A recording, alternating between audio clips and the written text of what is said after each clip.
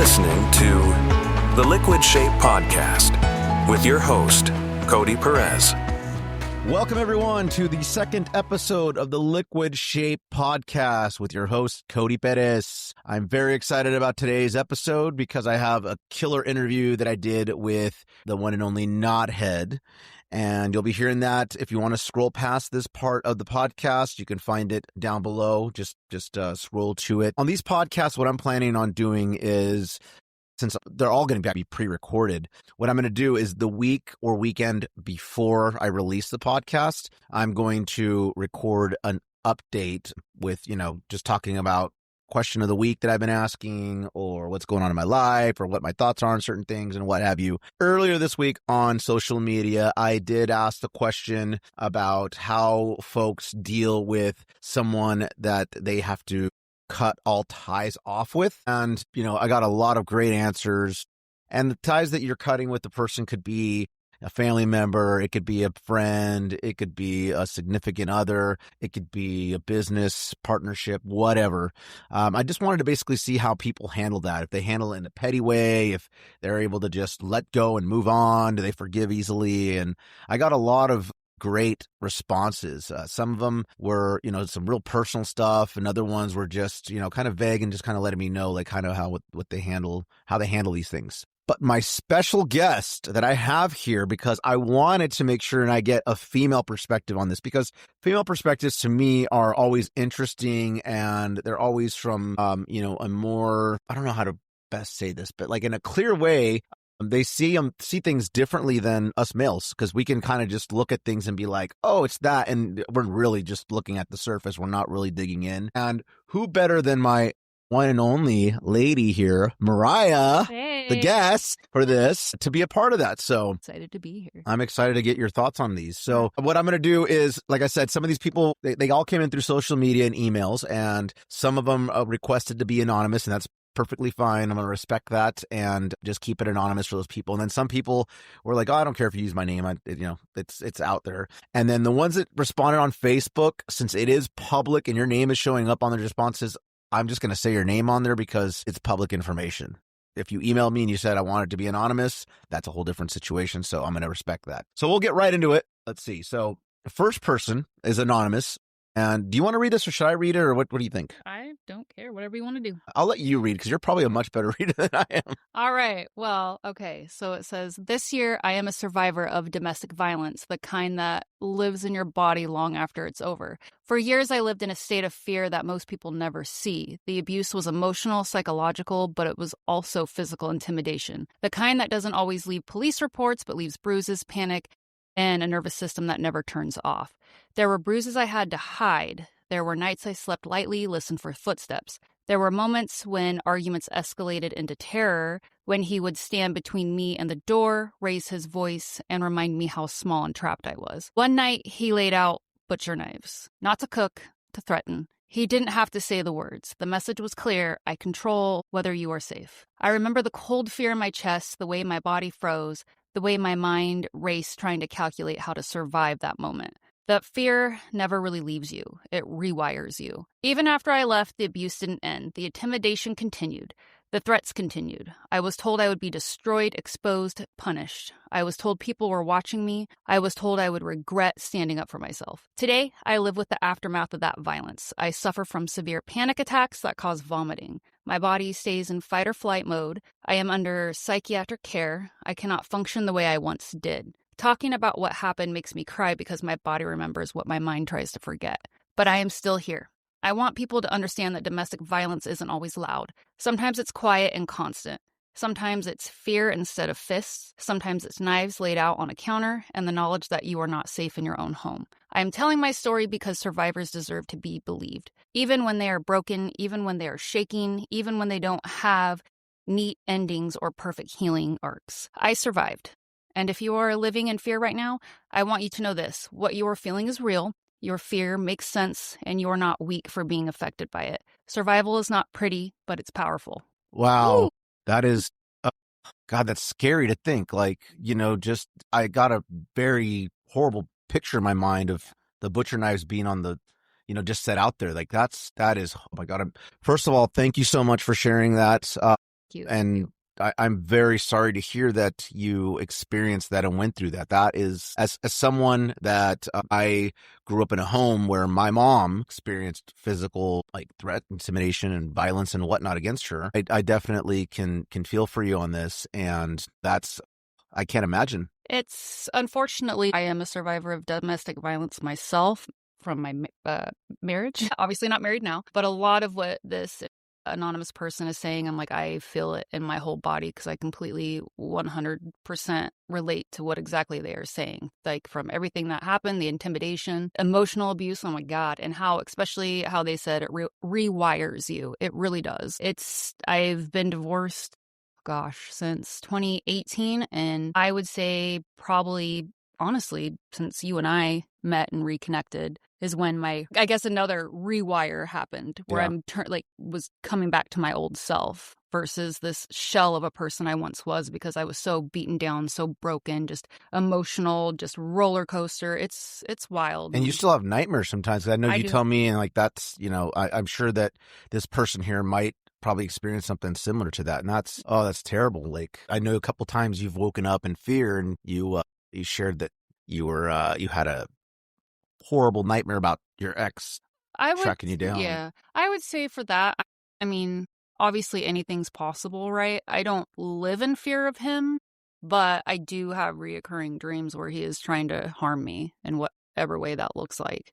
And in my dreams, I'm scared, but in real life, like now, like luckily I've gotten to a point. I mean, I'm a big advocate for therapy, if that's your thing. Sometimes you have to bounce around and find the right person, but when you find the right person, it helps so much. So if that's an option, please, definitely utilize that in any capacity, not just domestic violence, but I mean, anything, Yeah, anytime that you feel threatened, I think definitely is you have to reach out to somebody to let them know. It's not, and that can't be easy. I remember back in the day when I was a kid, I was worried that, I report this and then I'm going to be in a foster home. Right. And so I don't know to the extent of being in a relationship where it's abusive like this, like how that feeling is. But I know from coming from the position of being involved with parents that were dealing with this, like being scared of that happening. Oh, my goodness. Well, thank you so much for sharing your story. Yeah, and you're thank right. you. Survival is not pretty, but it's powerful. It is So powerful. I'm proud of you for Yeah. getting away. I mean, you are strong. You're a wonderful person. You are not them. No matter what they've said to you, always remember that. No matter if it's domestic abuse, whether it's abuse from your family growing up, just remember you're not that. That's just, they're in their own world of hurt or whatever that is. Just like the saying, hurt people, that is a thing. I'm not saying it's okay. Try to just put one foot in front of the other in each day. Yeah. And just definitely. be the best you can be and try to remind yourself each day that you are worth living, you are worth loving, and you are loved. 100%. The next one is going to be from anonymous person number 2. Now, none of these things I've read ahead of time. The only thing I read was to clear out names that were in there for the people that asked not to be their names shared. But so this is the first time that we're reading these together, and actually all period. So anonymous person number 2 says, I instantly cut them out of my life. I had a girlfriend that was my ride or die for years. She covered for me during the entire high school fight. Kind of drifted apart, but still stayed in touch. When I started dating my now wife, she started calling me more and more with her fiance wanting me to tell him off. That was to the point where she was locking herself in the bathroom and then going AWOL for a couple of days in the Tennessee mountains. I had to cut the relationship off because it was affecting mine. Never been happier since cutting that out. She was calling me every time she had a problem with her fiance, and when I had just started a serious relationship of my own, this girl kicked me down the road multiple times by putting me in the friend zone, so why call me for advice? It's your relationship.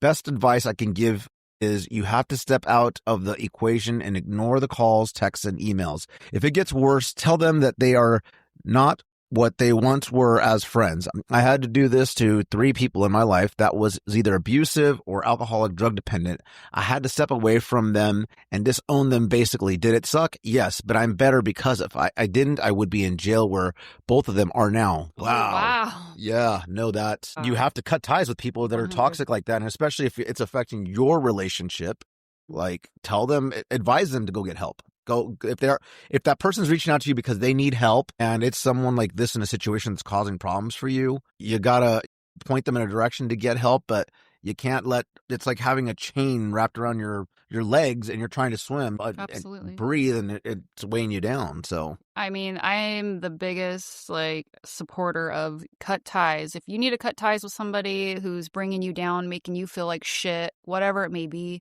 friend, family. I mean, I'm big on family too. If you got to cut them out, set boundaries, they don't respect those boundaries.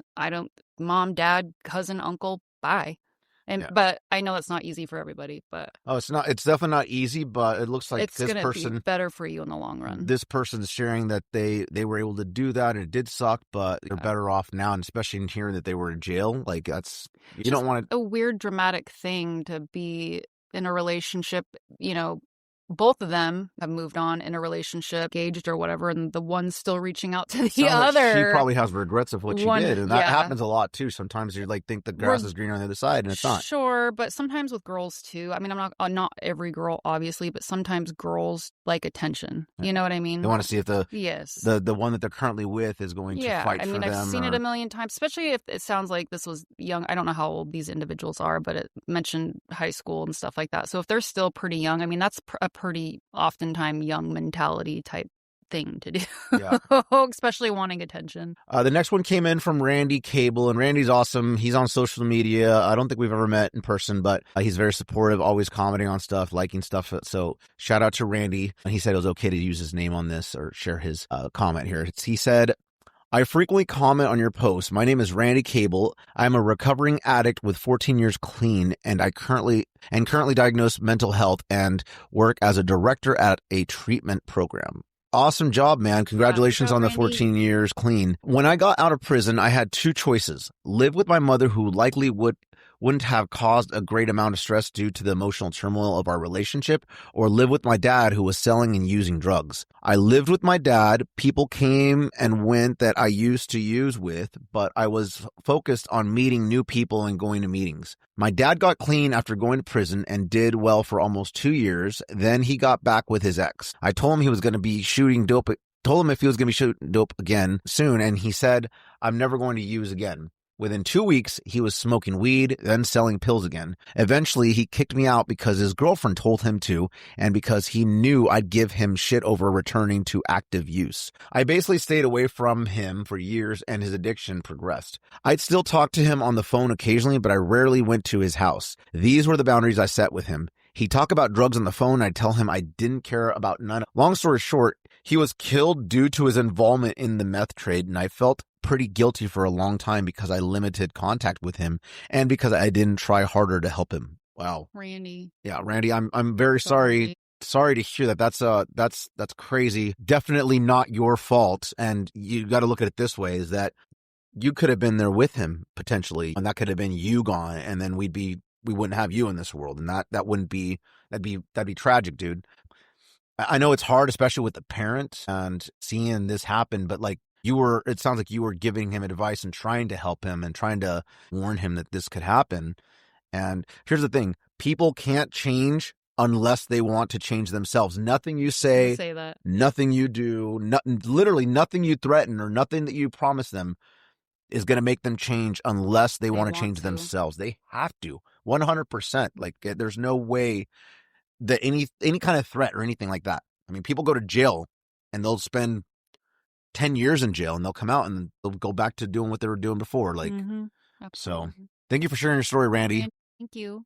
We have anonymous person number 3. Do you want to share that one or read it? Yeah. All right. So it says, Hi, Cody. I've had to cut people out of my life for various reasons. And each time I learned something new about myself and how I handle and deal with cutting ties with people. I grew up with an alcoholic biological mother. I don't remember much of my childhood. Growing up, I developed abandonment issues, which I thought I had worked through, but it turns out I still need to work on it.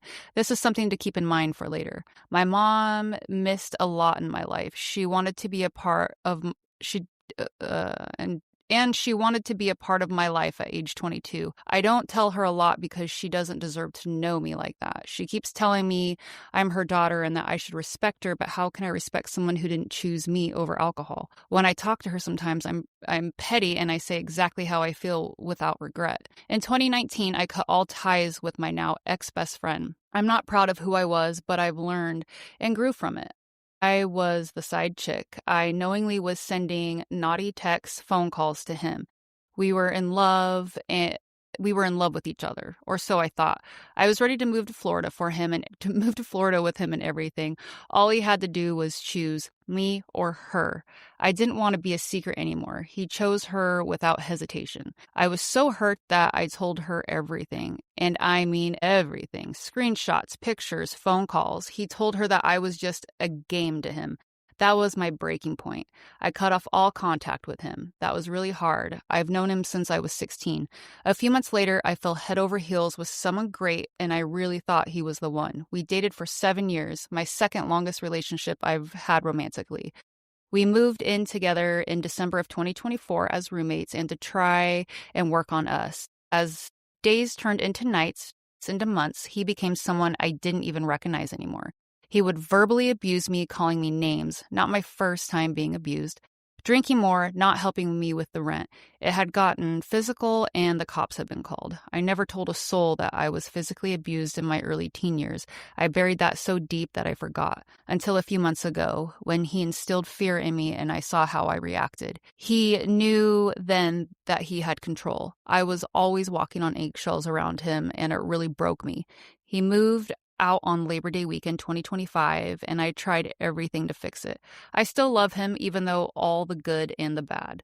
I don't know if I can fully cut ties with him. I've created chaos with him.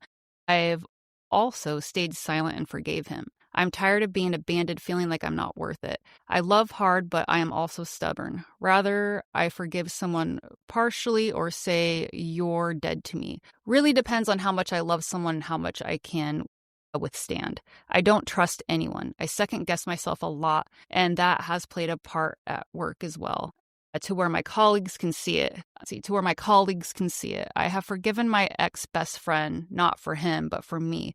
I realized that if I didn't forgive myself, I wasn't able to fully love my last boyfriend to the fullest. You don't need to forgive or trust anyone but yourself.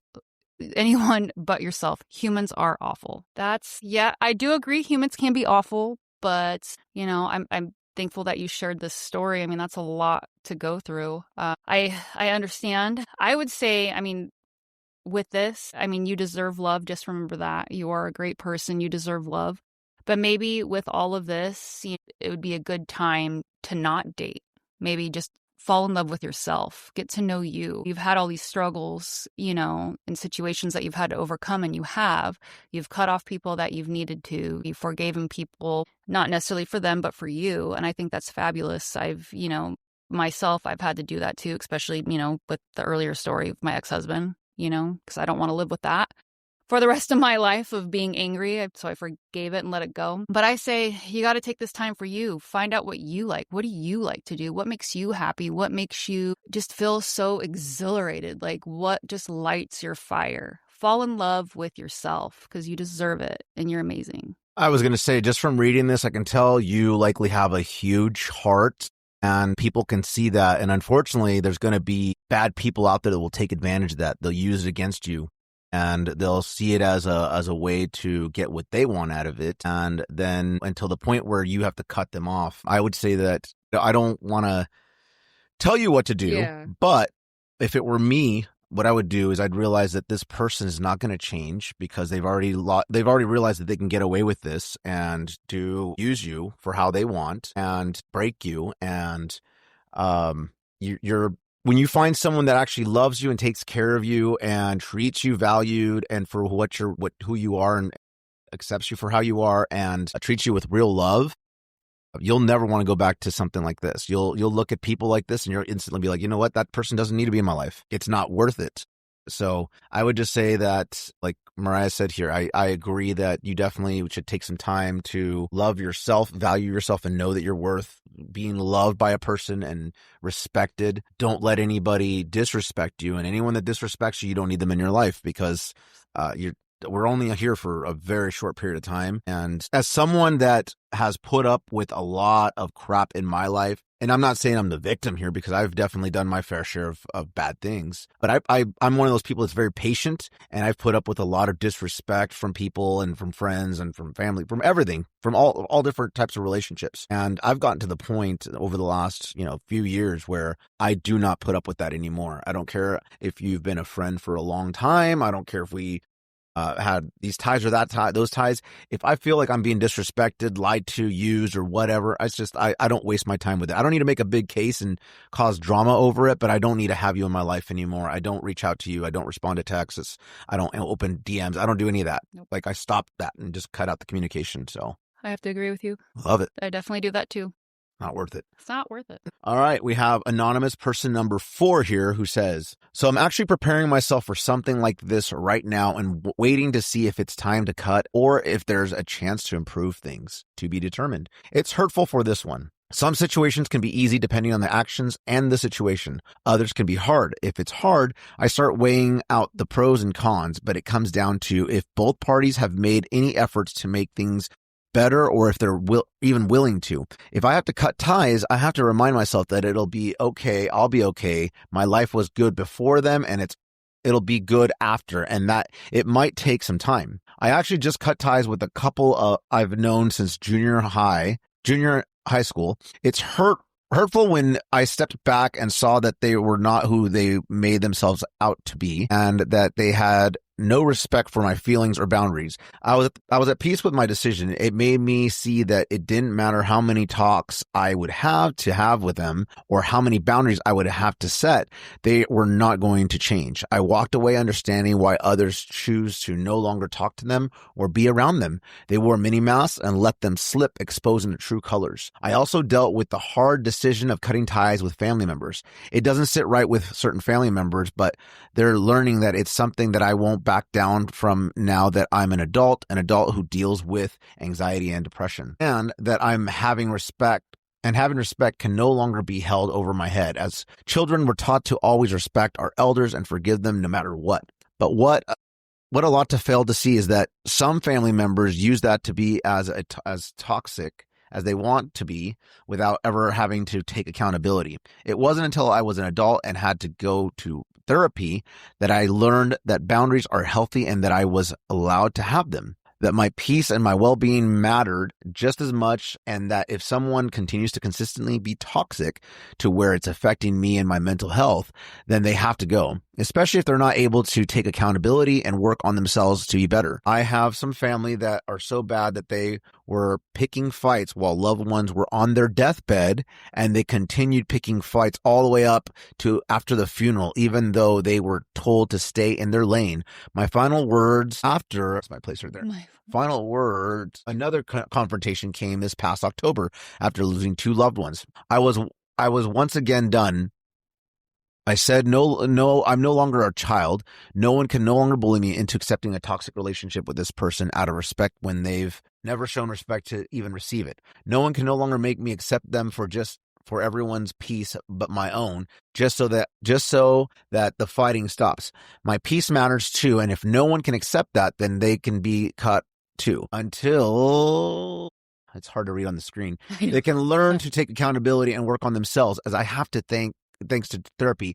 I will continue to hold my boundaries. Just remember, I'm not a child. No one can no longer make me. It's horrible to have to cut out people, especially family.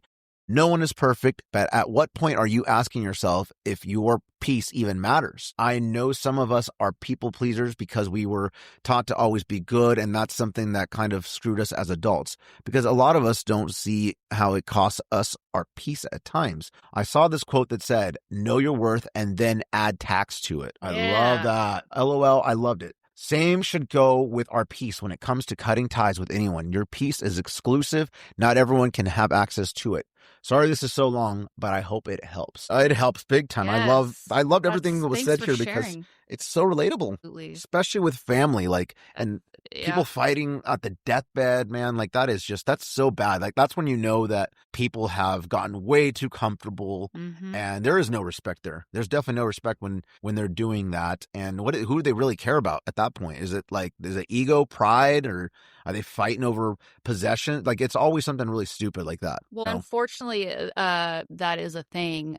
From my time when I lived in Colorado, I worked for a hospice company in the office. I'm not clinical. So many times after one of our patients would pass, nurses would come back in and tell us that, like, if it was a at-home death, whatnot, at-home hospice, I guess I should say, that as soon as the patient passed, they called it time, everything, then families would just start fighting and just rummaging through the house and taking whatever they wanted and fighting over belongings. And it's wild. It is very sad. It just goes to show you that people care more about possessions. It's like the value of that person obviously doesn't mean anything to you, or that relationship. So this person definitely has, I can tell she's like the therapy, like she's talking about cutting ties when there's toxic things and looking for those red flags and all that. And she definitely, I love that I can tell that you respect yourself, and that's really good. Beautiful. That's a great thing. So keep doing it. And I will tell you too, I mean, I can only say this for myself as an almost 41-year-old woman.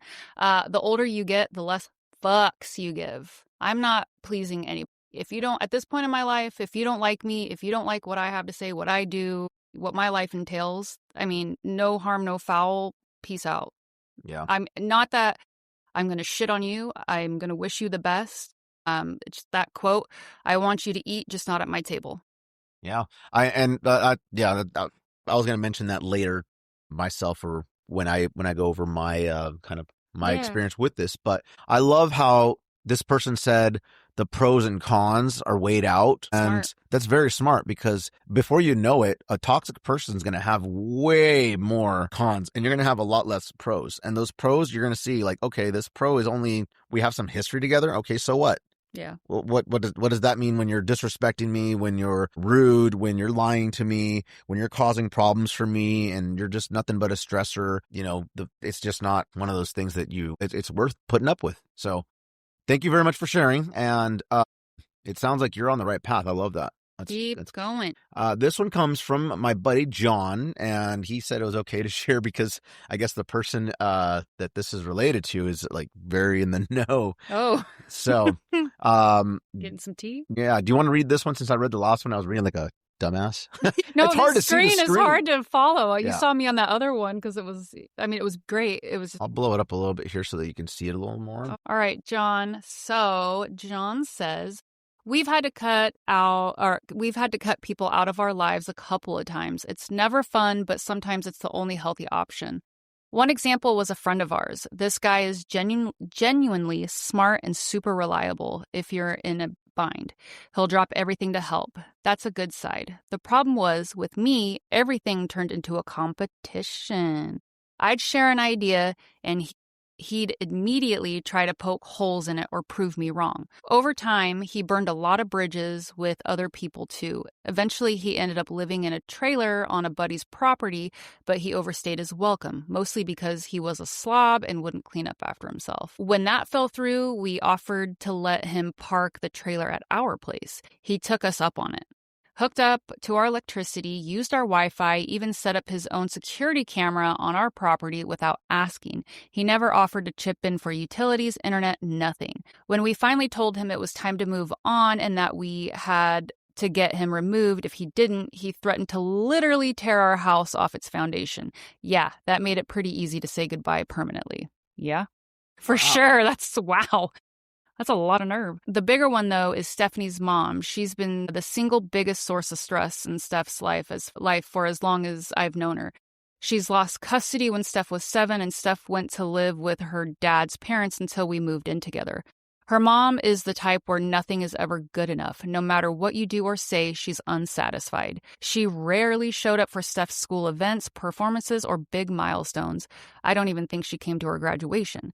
Yet, she still expects Steph to just jump through hoops to keep her happy. She'll put on a perfect act when I'm around, but the second I'm gone, she flips, tries to act like the authority figure, gets passive-aggressive, and starts pulling the same stuff with our kids. For example, if our 3-year-old does something she doesn't like, she'll give her the silent treatment for the rest of the day.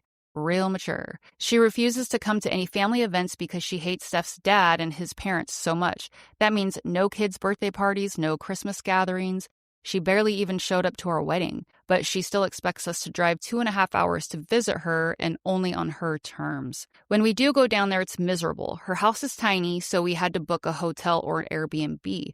They keep all the blinds closed, only dim lights on, TV blaring old reruns, and that's it. We just sit in the dark, barely talking. If something sets her off, everyone clams up. Compare that to the time with my family. They're close by, we play games, do fun stuff, actually enjoy ourselves. We've tried inviting her on camping trips multiple times. She always says no. Last year, she finally agreed to join us for the last 2 days of a 9-day trip.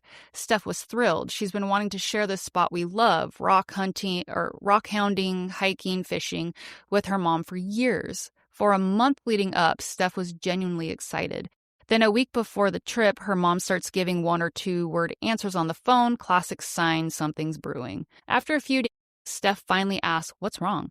Her mom unloads for 10 straight minutes, calls us selfish, cruel, says we only care about ourselves, all because my mom and brother were planning to come out for part of the trip. Keep in mind, this is at my family's traditional camping spot, and her mom was only overlapping for 2 days anyway, but the idea that my family would be there too, unacceptable. Steph was devastated, sobbing after that call. Her mom called back 5 times. Steph waited till I got home, put it on speaker, and it all started all over again. I stepped in and told her straight, this trip isn't about her alone. We're inviting her into our family time. Yelling like this over something so small is ridiculous. She made excuses, even denied saying the things that had just crushed Steph.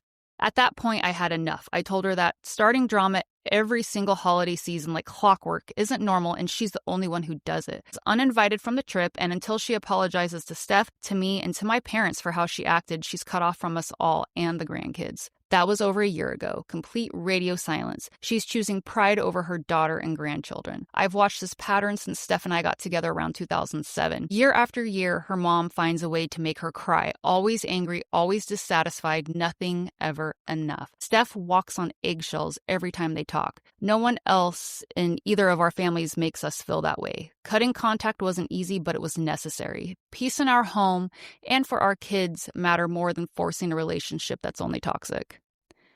Yeah. I love it. I love it. John, that's the best thing you can do, because otherwise your kids are going to grow up thinking that's normal. And you don't want that, No. like, obviously. So that you guys did the right thing. And it can be really hard, obviously, dealing when it comes to the family members. I've had my issues in the past, not to get too specific, but I've had to cut off family members in that sense for a while before things were respected. And, if they come back around, that's good. And hopefully they change. If they don't, that's their loss. What's going to end up happening is she'll keep burning bridges until she has no one. And hopefully that might be the rude awakening that she needs. If not, then it's going to be very lonely. I mean, it just sounds like she has no self-reflection. She just needs to step back and say, what am I doing? Do I really want to push these people I love away? I mean, that's your child. I wouldn't think so, but I know everybody's different.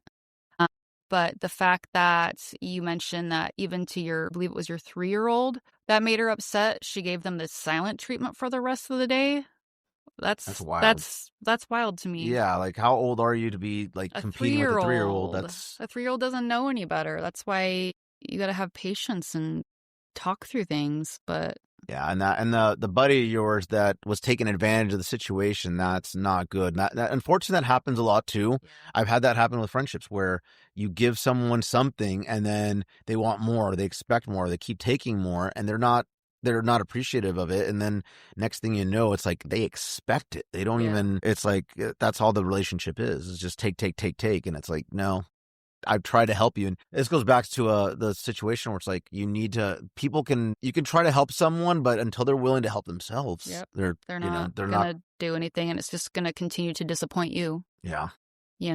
cause you So, problems and affect absolutely. your life and affect your peace. And especially when you're trying to raise a Yep. family, like that's the most important thing is your family and your immediate family you have there that you're trying to raise. That's the most important thing. You know, your friends or you're still family, like your parents and whatnot, but that's not like your in-home family that you're raising. So, all right. So we're going to go into the Facebook comments that people left. And like I said, this one, because there's no way to be anonymous. It's on Facebook. So there's no hiding the names. Exposed. Your names are exposed. Sorry.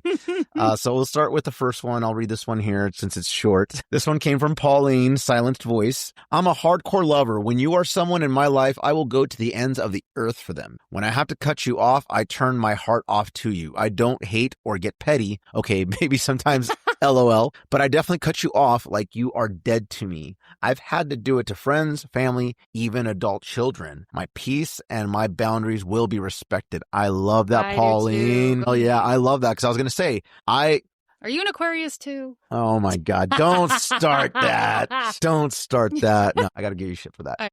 But I would say I'm the same, Pauline. Like, I will definitely, you're dead to me. Like, when you're dead to me doesn't mean that I wish you bad. It just means that you don't exist. You're not in my world. Like, I don't even think about you. I'm not going to go look you up. I'm not going to go follow you. I'm not going to respond to your texts. I'm not going to dwell on the past. No. You don't exist. And I'll go in a little bit into this afterwards.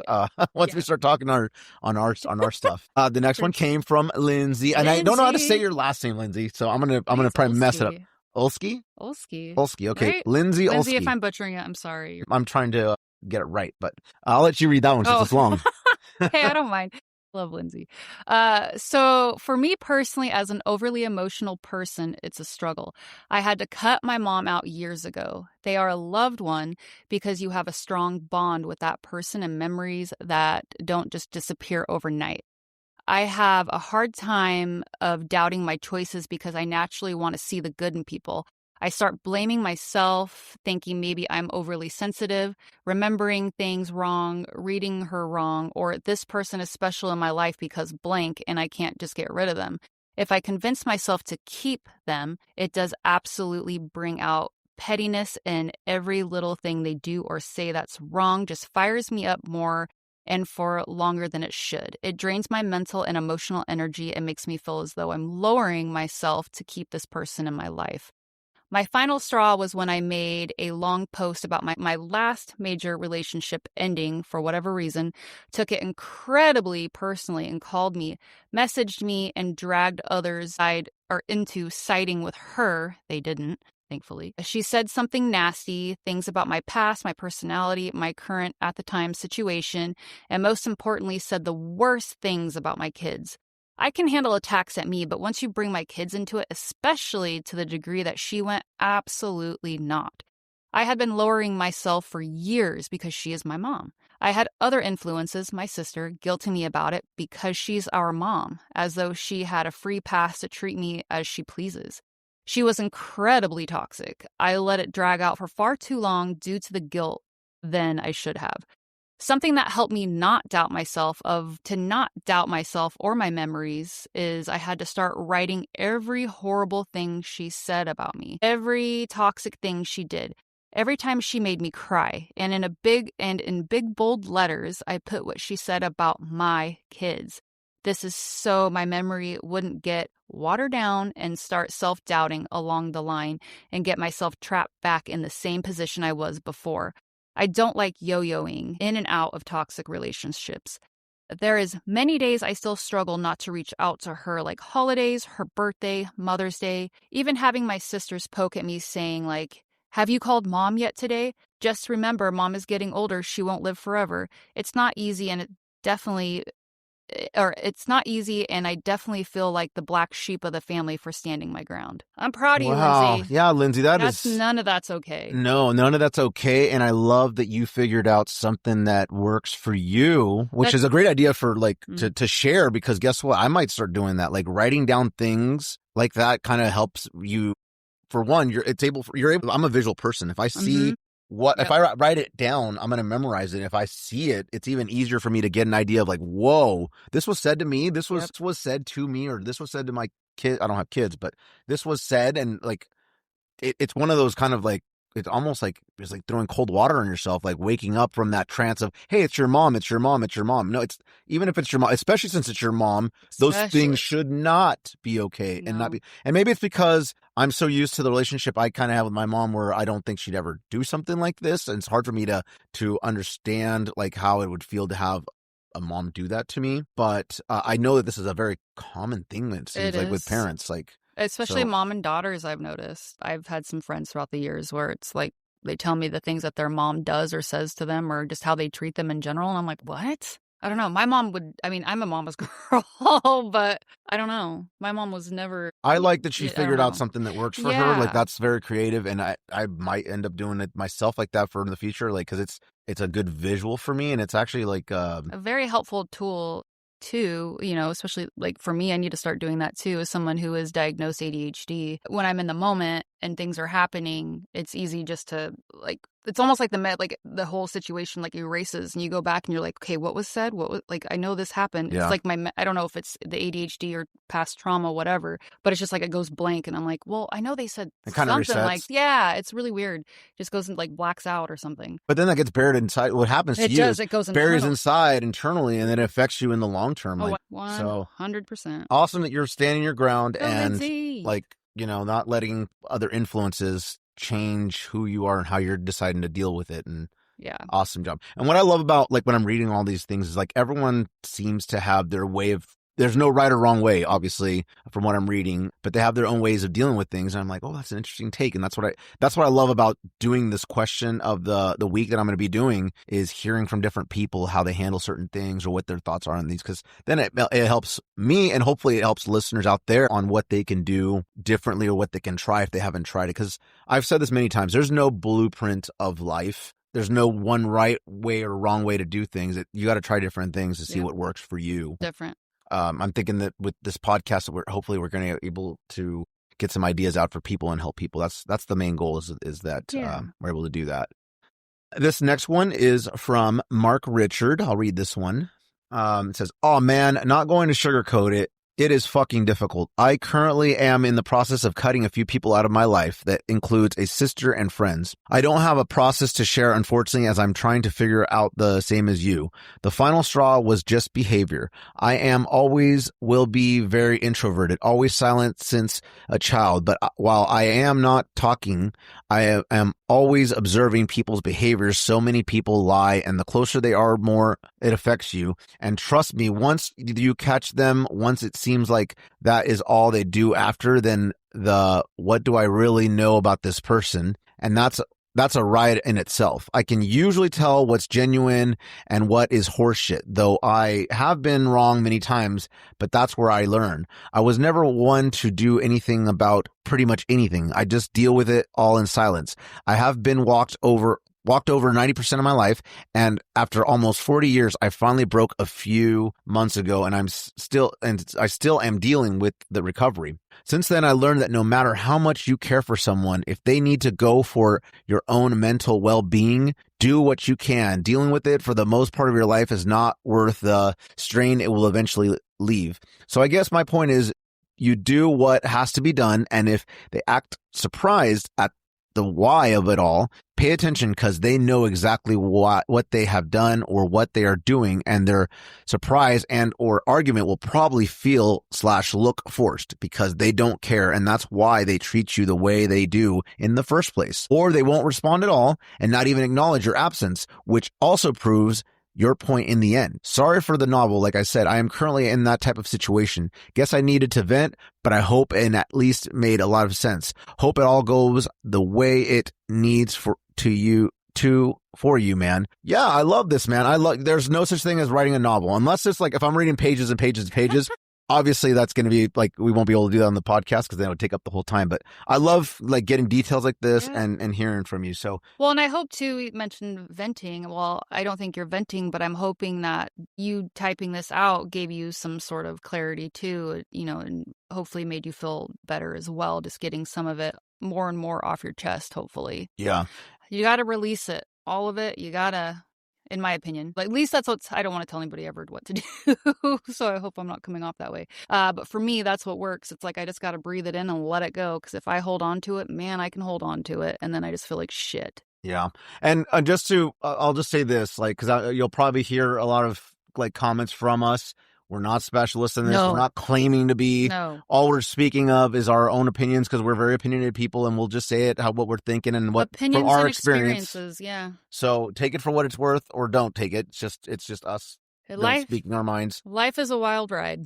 I can relate to you on what you're saying here, that after almost 40 years, it finally broke you. I feel like a couple of years ago, it broke me, my patience, I should say, with dealing with people that don't value your presence and don't value your friendship or don't value you as a person and what you can offer. Like, you know what I mean? They disrespect you. They put you last. They don't consider your feelings or don't think it's something as simple as someone just being considerate. Like, I have friends that they know I don't drink. And so what they'll do is they'll have, and I don't ask them to do this, and I don't ever expect it, but they'll have non-alcoholic beers or drinks at their house or whatever because they know I don't drink, or they want to like introduce me to a place that offers non-alcoholic cocktails or whatever. Those little things, dude, they mean a lot. That says that they respect the fact that I am sober. They care about my comfort. They care about my well-being. They respect me, and those are real friends. Those are people that care about you, and hopefully you get that in your life. And hoping that now that this broke you and you're done with dealing with people walking all over you, that you'll have the courage to know your worth, know your value, and don't put up with shit, no matter how long you had ties with so-and-so people. When I asked the question, it wasn't necessarily that I was myself dealing with something that I had to cut ties with. I did. The last couple of years, I have cut some ties, so I'll talk more about that as soon as we're done reading here. But thank you so much for providing this information here and sharing your story with us. No such thing as a long novel. I love hearing from people. Yeah. So thank you for sharing. The next one is a personal friend and best friend, one of the besties of Mariah. So I'll let Mariah. AKA, she's my wife. She's my wifey for lifey. So my best friend, Amanda Smith Morgan, she says, as someone who has cut ties with multiple family members, this isn't easy, but necessary to protect one's peace. I didn't speak to my mom for 4 years and have also stopped contact with an aunt. I don't want to say it's easy because it's not. There were days when I didn't speak to my mom that I contemplated life. Big moments, death, children, marriage, and I imagine what those moments might feel like without her. Ultimately, I reached out to her and put my feelings out there as an olive branch to have the weight taken off my back if we didn't talk again. It wasn't because of me. I think there are boundaries that can be crossed if you don't accept your own boundaries. Why would anybody else? With that being said, I don't agree that silent treatment is the answer, but I do feel like it's a choice. You can choose to accept people's behavior or not, and ultimately, if you do decide to cut someone out of your life, there's generally a valid reason. I just lost my spot. Okay, so the long and the short of it is forgiving isn't easy and it's definitely not earned. I suppose it's about personal growth and what you choose to accept and move past or what you choose to hold on to. Beautiful. I love that. I love the respect, the piece of the, it's definitely not earned. So forgiving isn't easy and it's definitely not earned. It sounds, and like I said, with family, especially with a parent, man, it's hard. It is so hard dealing with that. I've talked about my dad a little bit and the problems I had with him, and you feel guilty. It does. You do feel guilty because you're like, what if I don't get to talk to them again? What if they pass away and then it ends like this? And as someone who didn't have the best relationship, to this day, now that he's gone, I still will think like, I wish we would have been closer. I wish he would have been able to see me grow up to be a man and come to my shows and all that. He died when I was 19, so I was just barely like a young man. A baby Perez. So I would have loved to have him around and build a better relationship with him. But at the end of the day, the way he went, it wasn't something I could have controlled. It was something that he went as an alcoholic. That in itself, I think, was probably a lot of the issues that me and him had, was that he was a heavy drinker, and he wasn't on his best mind when we were growing up and all that. So yeah. Well, I mean, for me, I was actually so Amanda lives in Colorado, and so this is when I lived why don't there. you just put her address out there too? I'm not gonna put it out there. Just It's on kidding. Facebook. You I can know. click on her profile. I'm kidding. But I was in Colorado, and I met Amanda because we actually worked together at a hospice company, and that's how we met, and it was friendship, love at first sight. But I was there when she put that olive branch out to her mom, welcoming her back in. And, I mean, I think now they have a great relationship. Some days there's, like with anybody, you're going to have arguments or struggles, right? But her and her mom are close. She's really close with her dad and her brother. I'm just very proud of her. I love that. She's an amazing woman. She loves hard. So she's my favorite. She's a sweetie. She really is. Love you. The next one comes in from Kira Emberborn. Emberborn? Yep. Yeah. She says, I express my feelings when necessary. I feel blank when you blank. When that isn't well received, I understand that everyone is going through something and it's not personal. I may just not be their cup of tea and they don't have the skill set to have difficult conversations. I deal with the feeling of rejection alone. I talk with a trusted friend if necessary to process, but other than that, I walk away. The more you heal, the more you learn. There's a lot of unhealthy people out there bleeding all over one another. I tend to isolate and keep to myself for the most part. It's lonely, but it beats dealing with projections and avoidance of others. I 100% feel that. 100% can feel with what she is saying here. This reminds me of, because I really like this, I feel blank when you blank. That reminds me, did they teach you in middle school, I think what they called it, I mean, this was the early 90s, aging myself, the iMessages, at least in my little tiny podunk grade school that was K through 8. They always taught us iMessages. So if something's upsetting you, you say pretty much this, I feel blank when you blank. They tried to help foster you. I feel like they did have those conversations with us. Because I mean, I work in employee relations, so difficult conversations is definitely a thing, and it's everywhere.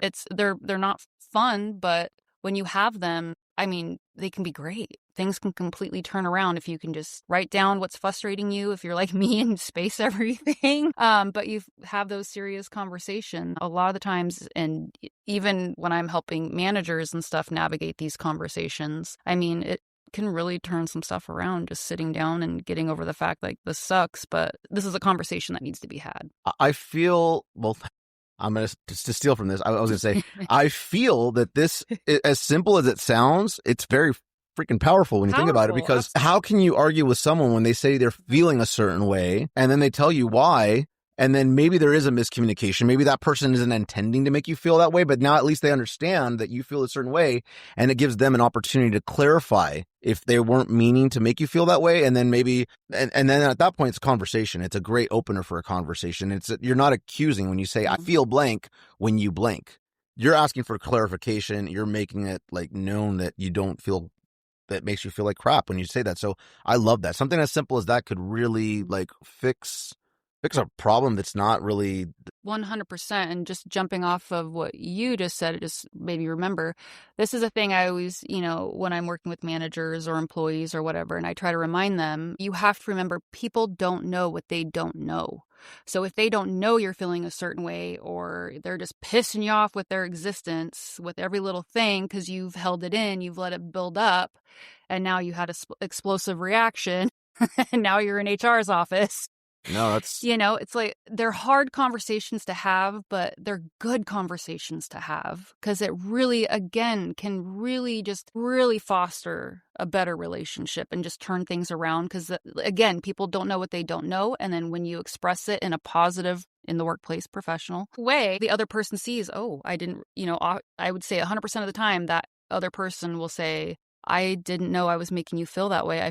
I'm so sorry. I will make sure to not do that. But if I do something again, please bring it to me. Please come have a conversation with me. And then at least you've already had that conversation, and you know that if they continue doing that and you keep telling them and reminding them of it, right, that it's a bigger thing, and they're not going to change. And now you have an issue.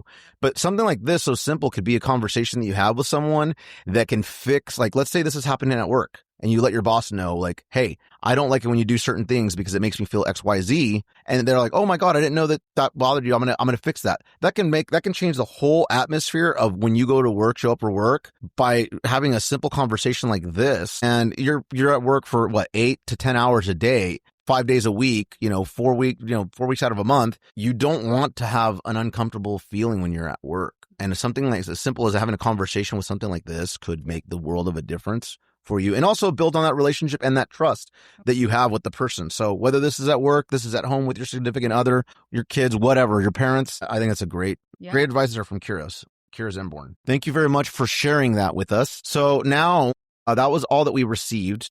I think I might have got some on Instagram, but I didn't capture all of them because they were like kind of all scattered. So now I'll go ahead and we'll share our own personal things, how we deal with this. So like I said, the question basically was, how do you deal with toxic people in your life when you have to cut them out? And then when you cut them out, how do you go about it? Do you want to share first? Sure. Go ahead. So for me, I mean, it really just depends on who it is, what the situation is, of course. I'm assuming for everybody. If it's somebody, close to me, like say, I could use my marriage as an example. I had expressed to him multiple times that I wasn't happy, that we should go see a marriage counselor or whatever, that we could work on this, that I wanted to work on this. And then he unfortunately wasn't for it. And anytime I said that, he's like, anything about counseling, he's like, that's white people shit. So yeah, that was great. Were you doing counseling during that time? No, so I didn't start counseling until after I had relocated back to Oregon after our divorce. Luckily, I got turned on to a gal that my friend was going to. This counselor, she's awesome. She was so relatable. Luckily, I lucked out because I'd already had a friend that experienced her, and this, friend and I, are pretty similar. We're decently similar. Anyway, so I'm lucky that I didn't have to hop and try to find the right one, because sometimes you do. And but remember, that's okay too, because that's different personalities. Exactly. You got to find therapy is, in my opinion, so beneficial, but don't be scared that you might have to hop through a couple individuals to find that right one that really connects with you, because that's where you're going to see the biggest change and really dig deep into you and find you. So for me, close, having those conversations, even with family, I've had to set boundaries. That was really, really hard, but luckily it turned out great. And now that relationship is great and I have no complaints. Friendships, same thing. It just depends on how close we are. Are we acquaintances, or were we just like party friends back in the day? Or, because obviously in my 20s, I was out and about. I had many friends that were at home, getting married, having kids, which is wonderful. That was just never something I wanted. So I was like, let's go out, let's have fun. And so when you're in that mindset, and again, I think that was a different situation. That was more of a numbing situation from trauma. But, you kind of just made friends with whoever was in the same kind of realm as you and wanted to do the same things. And so as you get older, you realize, wow, these just aren't my kind of people. These aren't who I want to you outgrow it essentially. So with that, to me, and I'm not saying this is right either, but it was easy for me just to kind of cut them off and just not talk to them. Maybe I'll see them in passing and it's, hey, how's it going? Good. Okay, cool. Bye.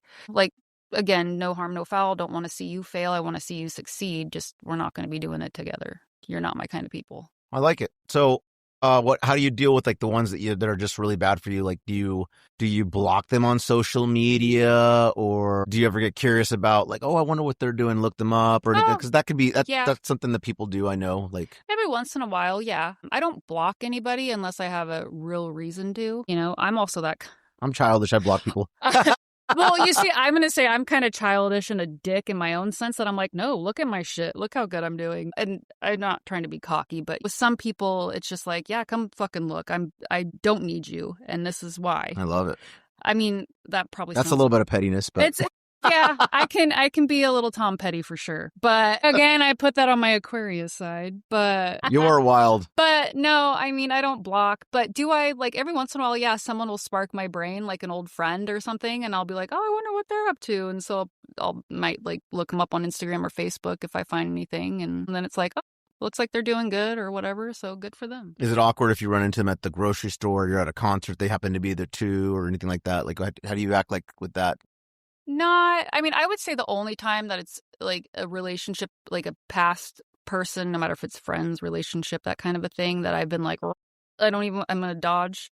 Hasn't really been like past friends, I don't think. Not that I can remember, because I'm just like, it is what it is, right? They'll Yep. just say hi, we'll make eye contact, hey, peace sign, right? Yep. For me, dodging, it's an ex. Yeah. I'm like, I don't even, nope. I've had to do that before with you. Yeah. Well, it was like at the thing this summer. Yeah. My ex was there, and I was like, oh God. Yeah, that's never good. Yeah. So I don't know. I'm not saying what I do is right, but that's just Everyone has a different way of dealing with it. And there's no right or wrong answer. That's why I was like, is judgment-free zone. Like, just, I want to hear, it's interesting for me to hear from people, like what, how they deal with it, because we all have different ways of dealing with it. And like I said, there's no right or wrong way to do it. If you want to be Tom Petty, as you call it, that's fine. That's totally fine.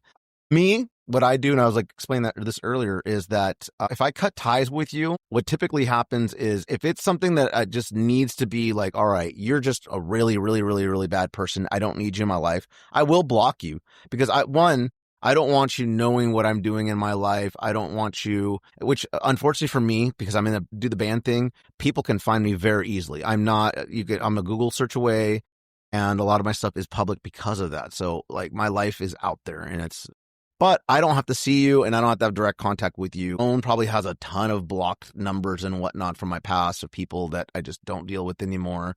But I will block if it's something really bad. If it's something where it's like, oh, whatever, it's like, it is what it is, then it is, I might unfriend you, might unfollow you, whatever. Yeah. But once you're out of my life, you are dead to me. And like I said, saw that. It's not that I wish you any harm. I wish you the best. I literally wish everyone that's came in and out of my life, because you've came in for a reason or another, teach me a lesson or whatnot. I wish you the best. I really, truly do. And I'm not just saying that to sound like, holier than thou. I really, truly wish you the best, because once you're out of my life, you don't mean anything to me. Like, I don't have any feelings for you. I don't have any anger towards you. And holding on to the anger and the resentment and to the bad feelings of whatever it is that caused you guys to not talk anymore doesn't do anything to them. It does everything to you. It's 100%. Like almost you're like a slave to that person, and they're holding a piece of you that you'll never be able to. It's like holding dead weight. Like, why carry it? That's my mindset exactly. So when we're done, we're done. When we're done, we're done. I wish you the best. I'm going to move forward. I'll keep doing my thing. And I don't look you up. A lot of the times I don't bother, like, if I know this person's going to be there or at this situation, I won't even show up. If I know a certain individual that I don't want to be around, it's not that like I said, it's not that I hate them or anything. It's just like, I don't need that energy. Like and that's huge. Energy, the vibe. I mean, that's a big thing. You don't need to fuck up your energy just to save face and be around somebody. Like, why? For awkwardness. I would rather be at home with my puppies. Exactly. And my people that are around me know that about me. I think they kind of know, like, if so-and-so is going to be there, guess what? Cody won't come out. We can invite both of them, but if so-and-so is going to be there, just know Cody's not going to show up. And it's not a control thing that person has over me or anything like that whatsoever. It's, I don't care to be around you. I've moved on with my life, and I don't need to put myself in a weird, awkward situation like that. So for me, once you're out of my life, you are out. There is no coming back. And bye. Yeah. I've had to cut off friendships, and I've had to cut off ties with family members in the past, and luckily some of those have came back, and I've been able to mend relationships and whatnot. One of them, I will remember that it happened maybe around 2011 or 2012. It was a very, very, very, very close family member, and it was very emotional for me when it happened. And I just remember I had tears coming down my eyes when I reconnected with that person, and I had friends around, and it was really weird. I had been drinking that day. I had a show that day, and the person showed up at my show unexpectedly. And oh my God, it was like someone ripped my heart out of my soul and stomped on it for a second. But at the same time, I had this emotion of feeling happy. It's just really weird. Like, it was like, I just get kind of teary eyed just thinking about it right now. But it was one of those moments that I'll always remember for the rest of my life. And my friends that were around, they were watching from a distance. They knew what was happening. And so they just stayed away. And afterwards, like, I took my time with that person, hugged them really close and really tight, and told them how much they meant to me and how much I loved them. So just, recently I've had some friendships that I've had to cut the tie because there was disrespect. And like I said, I've put up with a lot in my past. Mostly, here's the reason why I put up with a lot of shit. Because I know I'm no saint. I have put a lot of other people. Well, I don't mean to laugh about this, but I put a lot of people through a lot of shit in my past. And what I mean by that is I've heard a lot of people with me being selfish, with my drinking and partying, and just being a different person than I am today, and not being considerate of people's feelings, like I was talking about earlier, and just thinking about myself and what mattered to me. So I think that probably made me a patient person for so long. And it wasn't until I recently got sober and I started appreciating people and treating them much better, way better than I've ever treated people in the past, like by far. I consider myself a good person now. I wasn't a good person back then. And so now I value myself. I value my time. I value my relationships with people that I have. And I expect the same from the people that I keep around me. If I'm going to value you, if I'm going to respect you, if I'm going to be considerate of you, if I'm going to look out to make sure that you're having a good time when you come over, or if I'm going somewhere, I'm going to respect your property and, make sure that I'm just a good friend. And, everything that a good person should be in a person's life. If I'm not bringing value to you, you're not bringing value to me, then why are we here? And I don't mean monetary wise. Monetary wise, when people think monetary, that's bullshit. I don't want that. I don't care for that. If all you're worried about is what I can bring to you as far as, whether that be social status bullshit or monetary shit or any of that kind of stuff, then that's not a friendship. But the minute you start disrespecting me and you're not considered all that, I don't have a purpose to have you in my life. There's no reason. So I will cut the tie. I don't put up with that shit no more. Yeah, so I'm proud of you. Thank you. That's my piece on this. And I'm planning on asking a question of the week each week, hopefully. And I want participation. So please either email me if you wanted to keep it anonymous and let me know, or when I post it on social media, respond, and I'll try to make sure I keep track of all of them and we'll read them out and comment and discuss things on here. Now, stick around because, like I said, the big part of this podcast is me talking and making connections with people. And my guest, Knothead, badass musician, we had a great conversation. That's next up. Please share it. Please tell people about the podcast. Please follow us and subscribe. And I fucking love all you guys, man. I thank you so much for the support. And I want to thank Mariah for being here. She's, I think, a great asset to add and discuss things with. And now we're going to spend our time with our boys because it is Friday, January 9th. We're drinking coffee, which it's 9:30, man.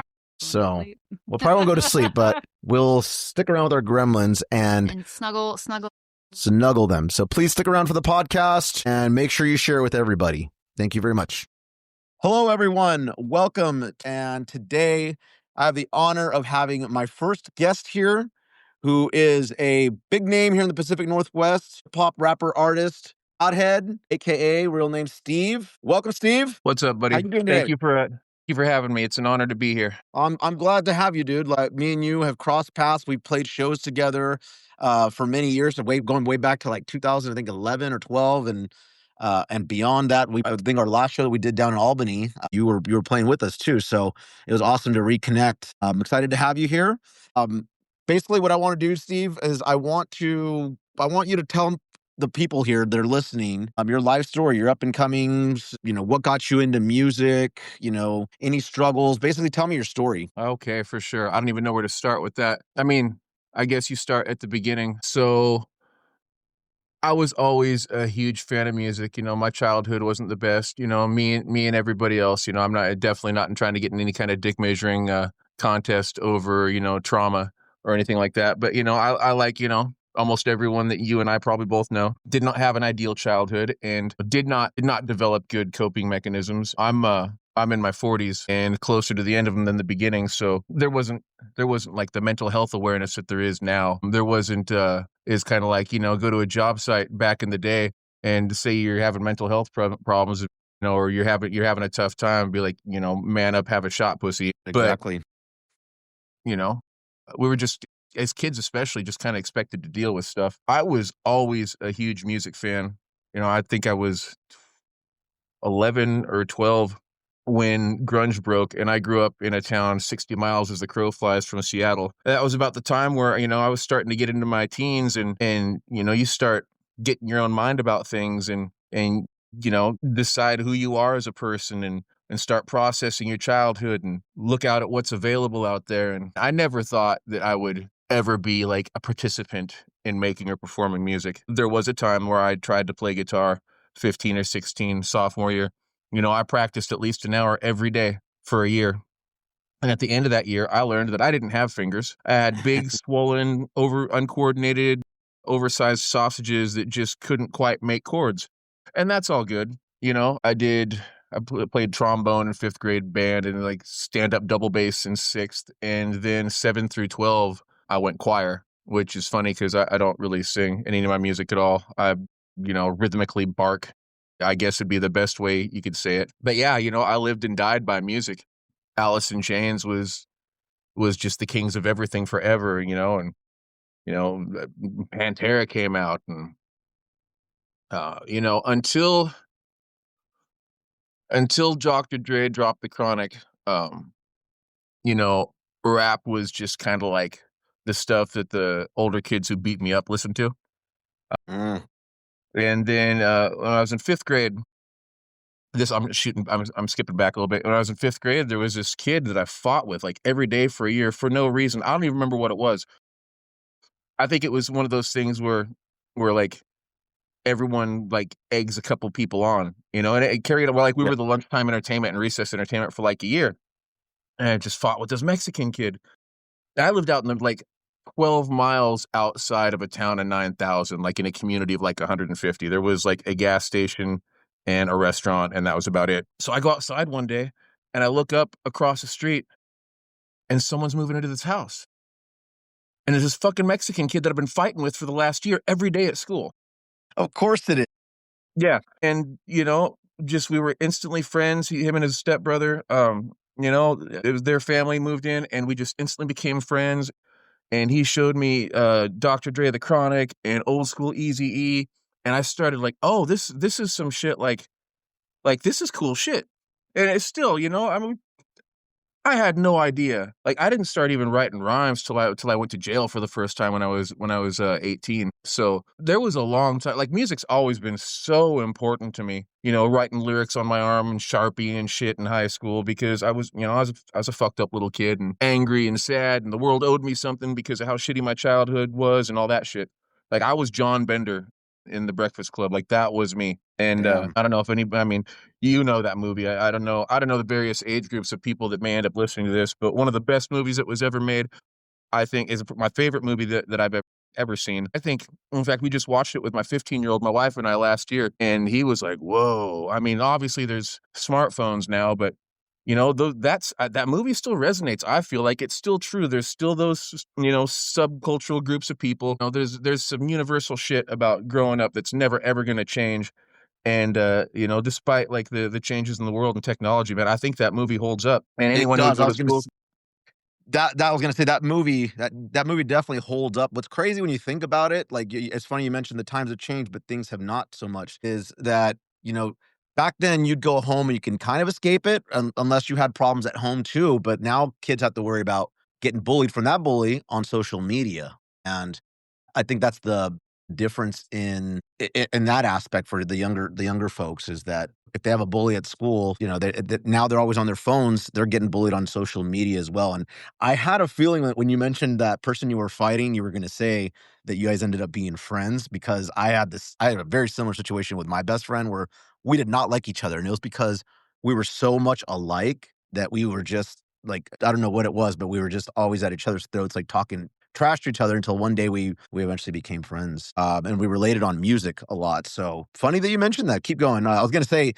do you remember the first time that you discovered quote unquote your music? And what I mean by that is, of course, our parents, they'll play music and that's how kind of where we learn to hear certain bands or artists and whatnot, or, family members that play music when we were kids. But do you remember when you first discovered your music and what those artists were? Yeah. So, man, how do I even do this? When you say my music, you mean like the shit that fucking hits me between the eyes and resonates in my soul, or do you mean like the stuff that made me want to, participate?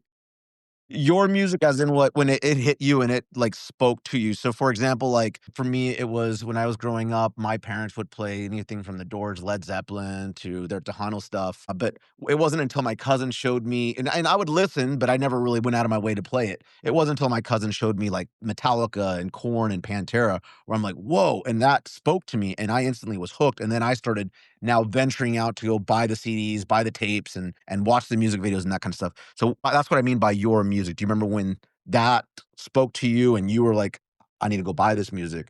And then I'd like to know about what spoke to you to then become an artist and start performing and rapping. For sure. So I'm gonna go like out to the 30,000 foot satellite view, and this might be a little disjointed and fragmented. I'm the tangent king. Like if you've ever seen an episode of C Lab 2021, that's how my brain works. So bear with me. I got a lot of mixed messages about music when I was a kid. Like my mom in the car, it'd be like the Eagles and Tom Petty, Steve Miller, Juice Newton, things like that. My dad was a real classic rock guy, lots of Creedence, lots of Leonard Skinner. I remember being in kindergarten, and now check this one out. I remember being in kindergarten and taking a Creedence Clearwater Revival tape into my bedroom. And I can't remember what album it is, but on the second side, the last song is called Ooby Dooby. And it's pretty country-ish. But anyways, so I was jumping on the bed dancing to this song. And my dad comes in and whoops my ass for listening to rock and roll. The same album he plays in the living room when I'm there. Through the house, I hear this all the time by his choice. But when I take it into my room and listen to it, I'm listening to rock and roll, and that's an issue. So that was my first and one of the reasons I think beyond figuring out like who when I started writing music, I was fucking lost and flailing. Felt like I had no place. Convinced there was no place for me. I was never allowed to go to concerts as a kid. My mom wouldn't let me do anything. She was so afraid. In 7th grade, high school football starts, like in the middle of August. There's several weeks of practice before the school year starts. I went to go do that, and about the second week of school, they're playing games. Coach is just like, man, if your mom's not going to sign that insurance waiver, you might as well just stop showing up. Like, we appreciate it and all, but we can't let you do anything, and you're just kind of taking up space. And that's just kind of like how I was raised. Like, my dad wasn't all that involved. My mom was scared of everything, especially, as it relates to me. So I never got to go any shows because, they were scary, apparently. Did your dad ever say why you weren't allowed to listen to the same music that he was playing? He may have, but dude, I was like kindergarten. So I have a lot of blank spots with my dad. My parents got divorced in the summer between 4th and 5th grade year, and he went on and remarried and had a new family, and he's somewhat of a part of my life today. But, my dad just doesn't factor into my childhood a whole lot, And I probably have blocks with some things. But the first music that I really resonated is, man, it was when the alternative and grunge shit broke. Like I said, I was like 11, 12, is 60 miles as the crow flies from Seattle, a bridge and a ferry ride. And it was angry and dark and brooding with a real thick thread of fuck you running through it. I just, man, as a kid who was, as a child of, addicts and had suffered some child abuse, I won the shittiest, I got the shittiest lottery ticket ever as far as first boyfriend after the divorce. And so when these angry motherfuckers started talking about shit was fucked up and just angst, and dude, that was like, this is everything that I feel, but can't articulate, and definitely don't have like this skill and ability to write a song and express. So like I said, Alice in Chains and Pantera, and like just the angrier again, the more fuck you it got, is the more it was like, this is my shit. You sound so much like, in a sense, like what I experienced and what I went through, even talking about how your dad was not really much of your childhood, growing up and parents separating and whatnot. That must have been a very wild time to be, because were you living in the Seattle area when the grunge era first was like breaking out? So how Washington State is shaped, right? It's got that peninsula out there. I went to high school in a town called Port Townsend. That's literally the very northeastern tip of that peninsula, like the mouth of Puget Sound. So it was a bit to get to Seattle. I mean, it'd take like 2 hours in a car, but it's 60 miles straight as the crow flies. So I would say regionally, I was right. I wasn't in the city proper, but regionally, I was right in the nesting place of it all. Were those bands like Alice in Chains and Nirvana and Pearl Jam like really popular around people, like kids around your age? During that time, were they like just on fire in that area, or was it kind of like more towards the Seattle direction? No. And we got bands from Seattle. Like for some reason, we've always, like, in that little town, we had a thread of underground. Like I remember being in 9th grade and getting Mac Mall's Illegal Business and E40s in a Major Way, and those weren't really like in mainstream record stores. There was some kind of underground pipeline for hip hop. Somebody's older brother knew some shit and would get shit from California, but we had all the the Posies, and like my favorite Seattle band of all time is still probably Grunt Truck, you know. And they were on Roadrunner for a minute and toured with Pantera and opened for Alice in Chains. But all the bands that were big around Seattle but were not being played on the radio, were not getting not platinum and getting in the magazines, you know, Soundgarden, Alice in Chains, etc. We were into all that shit. We'd get in our little town, and we had a record store called Quimper Sound, which is still operating, and it's one of the oldest record stores in Washington. But, you know, we had the Rocket and the Stranger, so and they got CDs. They took independent CDs. People would drive over from Seattle, and they'd drop a dozen CDs on consignment. So we had, like, all the underground shit that was going on then, too. You said that you weren't allowed to go to concerts. What age were you when you first went to a concert, and who was it that you saw live? Okay. That was for you, that you were glad to see. There's a local band called Circle of Fear, still absolute legends and rock gods. I'm familiar with that name. Yeah. Well, here's some funny ass shit, man. The lead singer, Len Enders, has a fucking fantastic, but huge YouTube channel. This motherfucker had a video camera and recorded the majority of his youth, and he's got millions of plays on videos. You know, I don't even know how many subscribers he has now, but he is like one of the YouTube authorities. Are like, here, I can show you exactly what the late 80s and 90s were like. And he puts his shit together so fucking well. Nickelback has used some of his shit in videos. I don't want to say, but dude, he's had some massive licenses just because he's got that authentic shit, dude. In fact, man, whenever I would this love to comes check it out. dude, I would love to check that out. Len Enders, he's got this video about how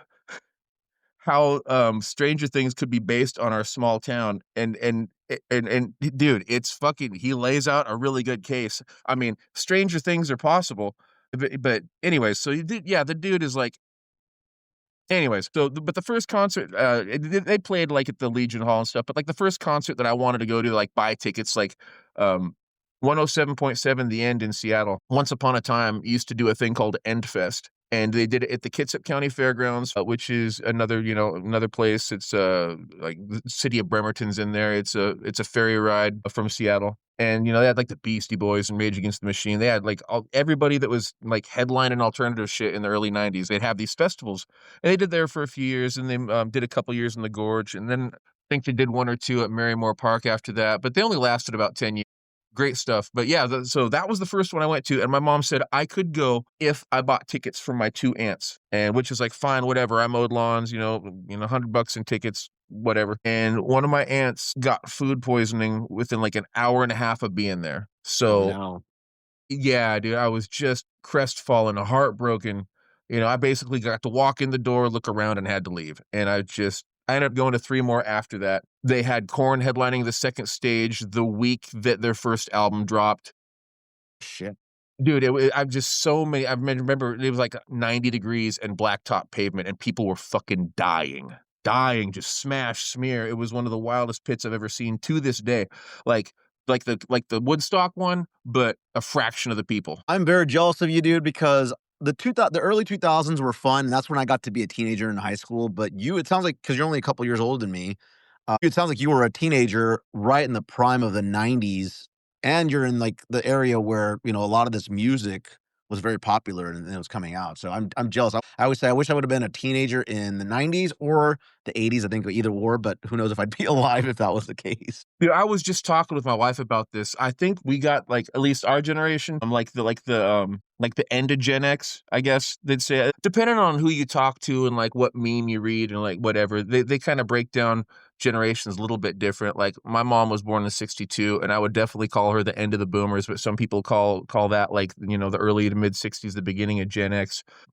I feel like, being born in '78, about got the best pick, man. Like, socially, culturally, it was wild. It was one of the last times of true freedom. Like, when I was a kid, people be like, "Oh, I don't envy you kids growing up today. I don't envy you because you got this and that," and they were right.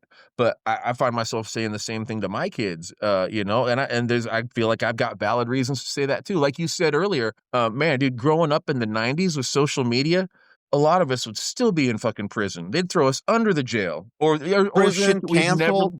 Yeah, oh, shit we'd never live down. Yeah. I just man, my heart really goes out to these kids who are trying to figure out who they are and their spot in this world and what their path forward is with all these fucking glowing eyes fucking everywhere.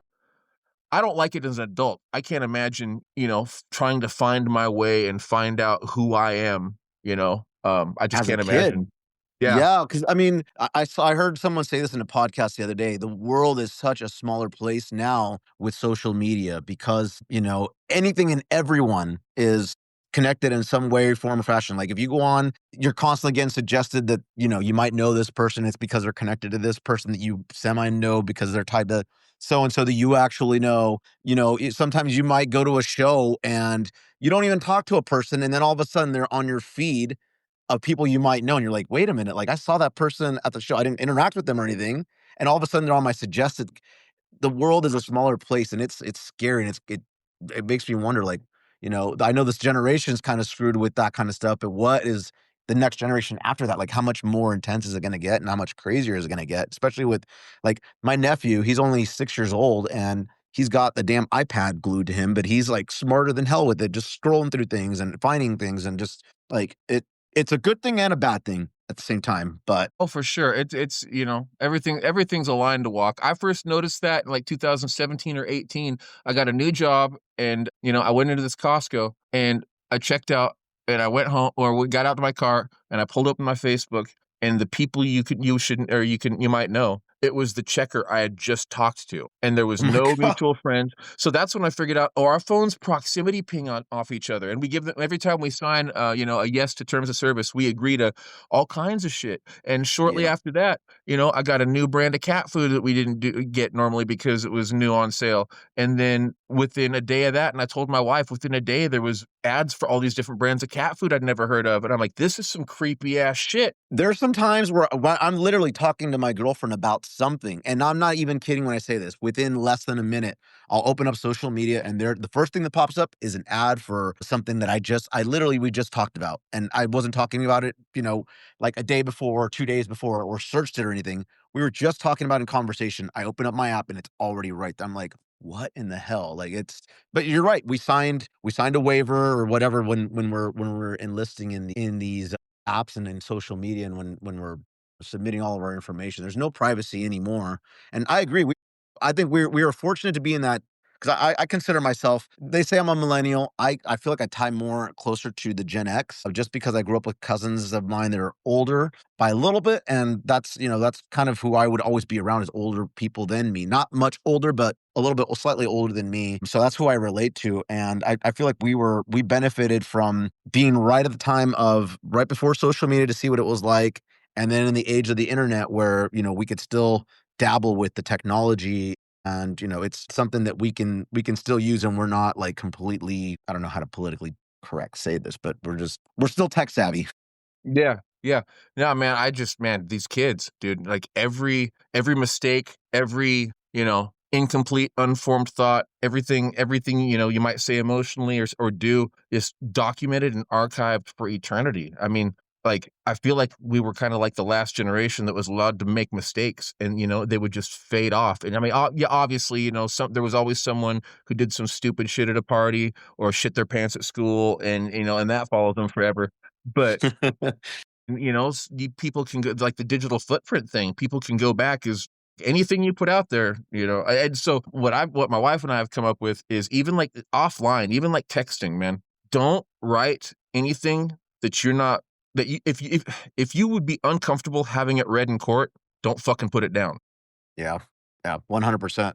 And it's sad that that's what it is, but, here we are. We gotta take the good with the bad, and, technology does a lot of good, but also, holy shit, it's just kinda like we just got on this roller coaster and, yeah, it's fun. Whee! Who knows where it goes? Well, I don't know. The problem too is that I think that with it being in our hands, our smartphones or our laptops right by our side, I think when we see something, the first instinct is you get excited or you get angry or whatever, and we act out of emotion and you say some things online or you post something out of just flat out just not thinking and just putting it out there. And then next thing you know, like That's why when your memories come up from like I laugh about this when I see memories from on Facebook from 10 years ago. I'm like, that's something I'd still say today, and I laugh about it, but I'm like, I can't believe I said that. Or B, I'm like, I'm not even that person anymore. Like, what in the hell? Like, was I thinking when I posted that? And it's because we have the technology right there to just put it out there into the world, and we don't think, we just kind of just throw it out there. And it isn't until we see it with the new pair of eyes, which sometimes it could be the next day after you were heated up about something and you vented online, and then you see people constantly saying like, well, I'm sorry about my last post. I deleted it because XYZ. People are so reactionary that they don't think before they post, and they just put it out there. And it's like, well, these are good reminders that you shouldn't do that, and maybe think about what you're saying, what you're posting before you do that. Yeah, man, I think I got a pretty good handle on it now. I've been on Facebook long enough where I'm seeing like 15 years ago in my memories, and like I'm 20 years. I got on MySpace in 2025, so I've done everything. Personal venting, airing out dirty laundry. Like over the years, I think I've got a pretty good handle on it now because of all that. But yeah, You ever and go? some of those memories, they make me cringe so hard, and I delete them because I never want to see them. Some of them make me cringe so hard, and I'm like, you know what? I'm gonna leave that because I want to see that next year as a reminder of shit I don't want to be, shit I don't want to do, ways I don't want to think, and whatever. So the memories can really get to me too, but I try to not hide from everything. Certain stuff, it's like, we'll just get rid of that. But other things, it's like, I would do well to keep that in my thoughts somewhere, if not consciously in the frontal cortex all the time. That's something I need to be reminded of, because I don't want to do that anymore. I'd like to think I've moved past all that. That's a good way to look at it. I was just about to ask you if you clean it up, because I know that for myself, if I see something that I'm not proud of, or that I'm just like whatever, I try to delete it. Like I was mentioning before we started recording here, being sober, I went back and I deleted all of my pictures that I had where I was posting myself drinking, or parties with drinks in my hand, or just posting a stupid, like, I laugh now when I think about, like, why was I posting a picture of my stupid drink? Like, that just looks ridiculous. But I went by all my social media and for the most part deleted it, like, just because it wasn't not something I'm proud of anymore and not part of who I am. But I could totally see how you would keep certain things as a reminder, so that next year you're like, oh yeah, remember when I was doing that? Yeah, let's not do that. So totally Yeah, can. so, one thing I got away from, I told you, man, I'm the tangent king. I never met a conversation, and I don't do it on purpose. I don't try to derail them. I like talking. I like people. I like interacting. So it just kind of happens. Yeah, it's organic and natural too. So all good. But you asked me about music that resonated with me, and then that got me going on being in music. Yep.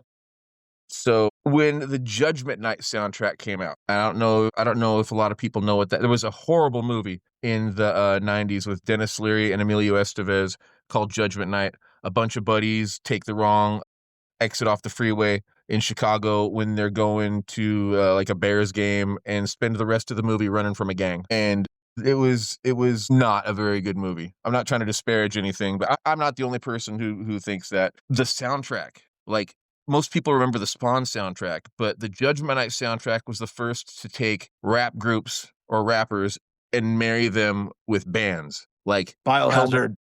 Yeah, Biohazard and Onyx, Helmet and House of Pain, Ice-T and Slayer on the same fucking song. Jesus Christ, are you kidding me? That's wild, dude. Yeah, movie soundtracks were, for whatever reason, I don't know if they still do. I don't think they still do them. Maybe they do, maybe they don't. Like playlists. Now it's probably playlists. Those movie soundtracks were where you would discover music that you weren't aware of. And yeah, keep going. Yeah, no, for sure. So, like, I always liked the rap and rock thing. Yeah, I'm Run DMC and Aerosmith was a little before my time, and that's all right. But when Anthrax and Public Enemy got together for Bring the Noise, I'm like, yeah, yeah, yeah. Now we're talking about, uh, you know, the Judgment Night soundtrack. I still to this day love me some Rage Against the Machine. And we're still, that's what, and I think 94, when the Judgment Night soundtrack. I'm still 5 years away from even writing my first rhymes at this point. And then eventually, and I've always been like the weirdo underground, just this oddball shit. Ween, King Missile, Primus, Mr. Bungle. In fact, I talking about sobriety. Maybe we'll get into that later on. I always say the drugs were better in the '90s, and Ween, Primus, Mr. Bungle are the People's Exhibit A, B, and C. But ICP came along, and they're not what got me into it, but I full on was in love. But they had a group that they were mentoring that was on their label for a long time called Twisted. And Mm-hmm. when I heard a song from Twisted called Secondhand Smoke, it was like, you can do it like this? Like it's allowed? Like rap can be like this and it's like it's permissible? And then I got introduced to a group called Project Deadman. There was a guy that was on Tech Nine's label, Strange Music, for about, I don't know, 10 years, dropped 5 albums. His name's Prozac. But his first contract with Strange was with a group, with him and a producer, Mikey Clark, the guy who's responsible for like all ICP's Carnival sounds. And he's produced for Kid Rock. He's done a bunch of stuff. Just really like hardcore, industrial, rock, social, political. There's a song, the first song on the Project Deadman album, Self-Inflicted, is called Corporate Lies. And it was another, like, getting slapped in the face. Like, I didn't know this shit was allowed. Like, I didn't know I didn't know this shit could be put together in these ratios and these combinations and fly. So I was like, well, fuck. Now I want to do it too. Like I feel like I got some shit to say, and not necessarily like any profound shit. Like I don't have any insight to the world or anything. I'm just a fucking anger. Still, like, I'm in my late teens at this point, early 20s. I started writing when I was 19, when I was in jail, 18, 19, right there for the sake of the argument, close enough, close enough for rock and roll or government work or whatever your metaphor of choice is. But I wanted to tell my own story. I didn't know who the fuck I was. My life was basically the cradle to the bottle to the tricycle to, high school to a fucking crack pipe. And I was just, still in my early 20s. The world owes me for the way that I started this life. Thank God I don't think that way anymore. But it took a long time to get past that. Well, I just, because people still say, oh, I don't like rap. And they don't understand. You know how many people in 2025 still don't know that there's an underground punk, rap, metal? It's like, well, I get if you don't like rap because all you know is what's played on the radio. I Yeah. don't like a bunch of shit on the radio. Like I do like a bunch of shit from the 90s. It was my generation, but man, there's a whole underground. It's almost like you can't get on the radio unless you talk about certain things. Well, Yep. I don't I'm not from an inner city area. I'm not, from anything urban or hood. And I've never had money. The materialism thing that never resonated with me. I love West Coast 90s gangster shit for sure. But, I start finding these underground things, these underground artists with all these different things they talk about. And you like MC Front a lot, dude is all geek shit, using 8-bit chip tunes and rapping about like being in the video game Gauntlet. Like whatever you want people to talk about in music, it's out there. You can find it. You're not going to find it watching your satellite or, on the radio. There's people out there that have the same interests you do. And there's an artist out there talking about it and expressing it. So I'm just amazed to this day at the people who think that, music begins and ends with the radio and streaming services and broadcast television. I don't know anyone, and maybe I just really haven't asked, or maybe people just don't talk about it, but like, does anyone even listen to the radio? I think for the most part now, people listen to, they're on their streaming service and then they discover artists by either, I've been hearing this, that people discover artists through like TikTok, but their attention span is so like limited that they only listen to certain parts of the song based off of what they see on TikTok, or they get recommended artists through their streaming service that they listen to. So the radio is definitely a thing that we had to deal with growing up, and always thinking like, oh, you got to get on the radio to be successful and all this. But now with streaming and everyone being able to upload their music so easily, now it's like, now you have to compete with the algorithm. Now you got to compete with what can you post on TikTok that will go viral and then people will see it. But yeah, I think you're right. That's 100% true that people just like, there's artists that are out there that are the ones that make it big, are the ones talking about how they're blowing money and cruising on their private jets and, that kind of stuff. And it's like, I can't relate to any of that stuff. So how do I make it, how do I make that like something that I can listen to other than listening to the beat, of course. So when you're talking about listening to artists that, they're speaking about something completely different or relatable to you, of course that piques your interest. Do you remember when you were you writing about like your struggles and some of the feelings that you were feeling? And were you writing to a beat that you had in your head or a rhythm that you already had, or were you just kind of just jotting things down on paper? Well, so I've got a long and intricate an extensive history with hard drug abuse, and I've 18, I think, when I first got hooked on meth, and I don't know, and don't incriminate yourself. I don't know, a lot about your history. I know that you put down the bottle, like you said. Congratulations, excellent work. Meth has this like activity undercurrent that comes with it.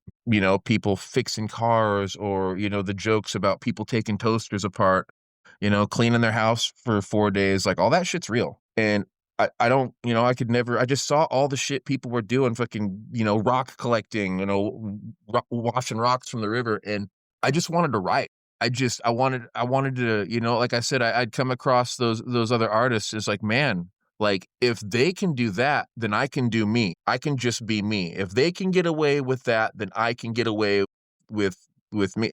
And when I started writing, it was mostly, like I said, I put my first bars down in jail, and it's really like, it was self psychotherapy. It was venting and self exploration, and just taking the shit that I couldn't live with inside, and getting it out. So, like digesting it and processing it, and then I could read it back, and then I'd work on it again. So I did just start like with just words in my head. I did eventually get to the part where I would start writing to other songs. I actually did that to a lot of Psychopathic Record stuff. Like that really helped a lot. I've got several songs I wrote to, their beats, and ended up recording those songs later, and they sound nothing like it. It was just something to help me get started, because I didn't know how to count bars or anything. I come from a little town where there was no music clubs. I couldn't like go sit outside and listen to the bands play, or ask anyone anything. When I said Circle of Fear, like that's straight. That was it. Those are the kids from the next town over, 6 miles out. I've always not been jealous, but I was wistful for like, man, if I could have had like a scene to sit outside of and look up into and ask questions and get advice, and or just watch, just observe. But I'm happy with the way everything's turned out. Yeah, I wouldn't change anything about my life if I could, because I'm through everything. I'm happy with who I am. I'm happy with where I'm at, and I'm happy with the people around me. And any small, butterfly effect, any small change might change that. And man, my wife, my kids, some moderate regional success over the years. Man, all I ever wanted, like I didn't start doing this to be rich and famous. Of course, I wanted to get signed by some underground label, but like to start it out, it was just I wanted to be seen as a competent participant. I knew that what I was going to do was going to be abrasive and underground and hardcore, and not for the average citizen. And I knew that most people were going to be like, yeah, that's not my shit. But all I ever wanted was be like, yo, that's not my shit, but fucking you're legit. You can hang. Like you've got a spot here. That all I ever wanted to be was seen as a valid, competent participant. So by that notion, I've been very successful. I was gonna say And, you are definitely you're a very well known name around here. So that you're definitely that like you just said, that is success right there. And you said exactly like what I always think when people ask like, what's a successful musician? I'm like, well, if you're happy with what you're doing, you're proud of what you're doing, you're authentic, and you've done things that other people can't say they've done. I guarantee you that many people that I know haven't done half the stuff or even a quarter of what you've been able to do, like with opening for big bands and touring and playing here and playing there, man. Like it's a huge it's a very people always think first like, oh, well, if that's not your main job, or if you're not swimming in cash, that then you're not successful. I don't look at it like that at all. If you're doing what you love and you're putting it out there, and people connect with it, and you have fans and people buying your music, and people coming to your shows, and people coming up to you and telling you how they relate to what you're saying, and maybe how you saved their lives and that kind of stuff. That's being rich. That's success right there. That's where the that's it right there. Like I said, I just wanted to be, seen as a valid, competent participant and play a real show. I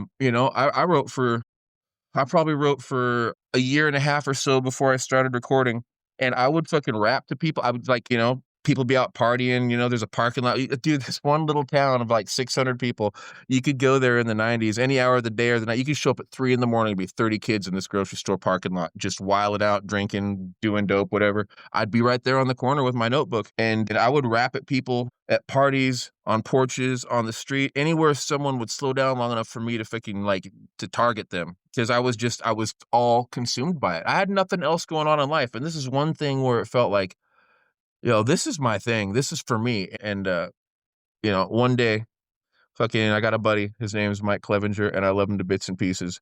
And one day he came up to me and he's like, dude, I fucking love you, man.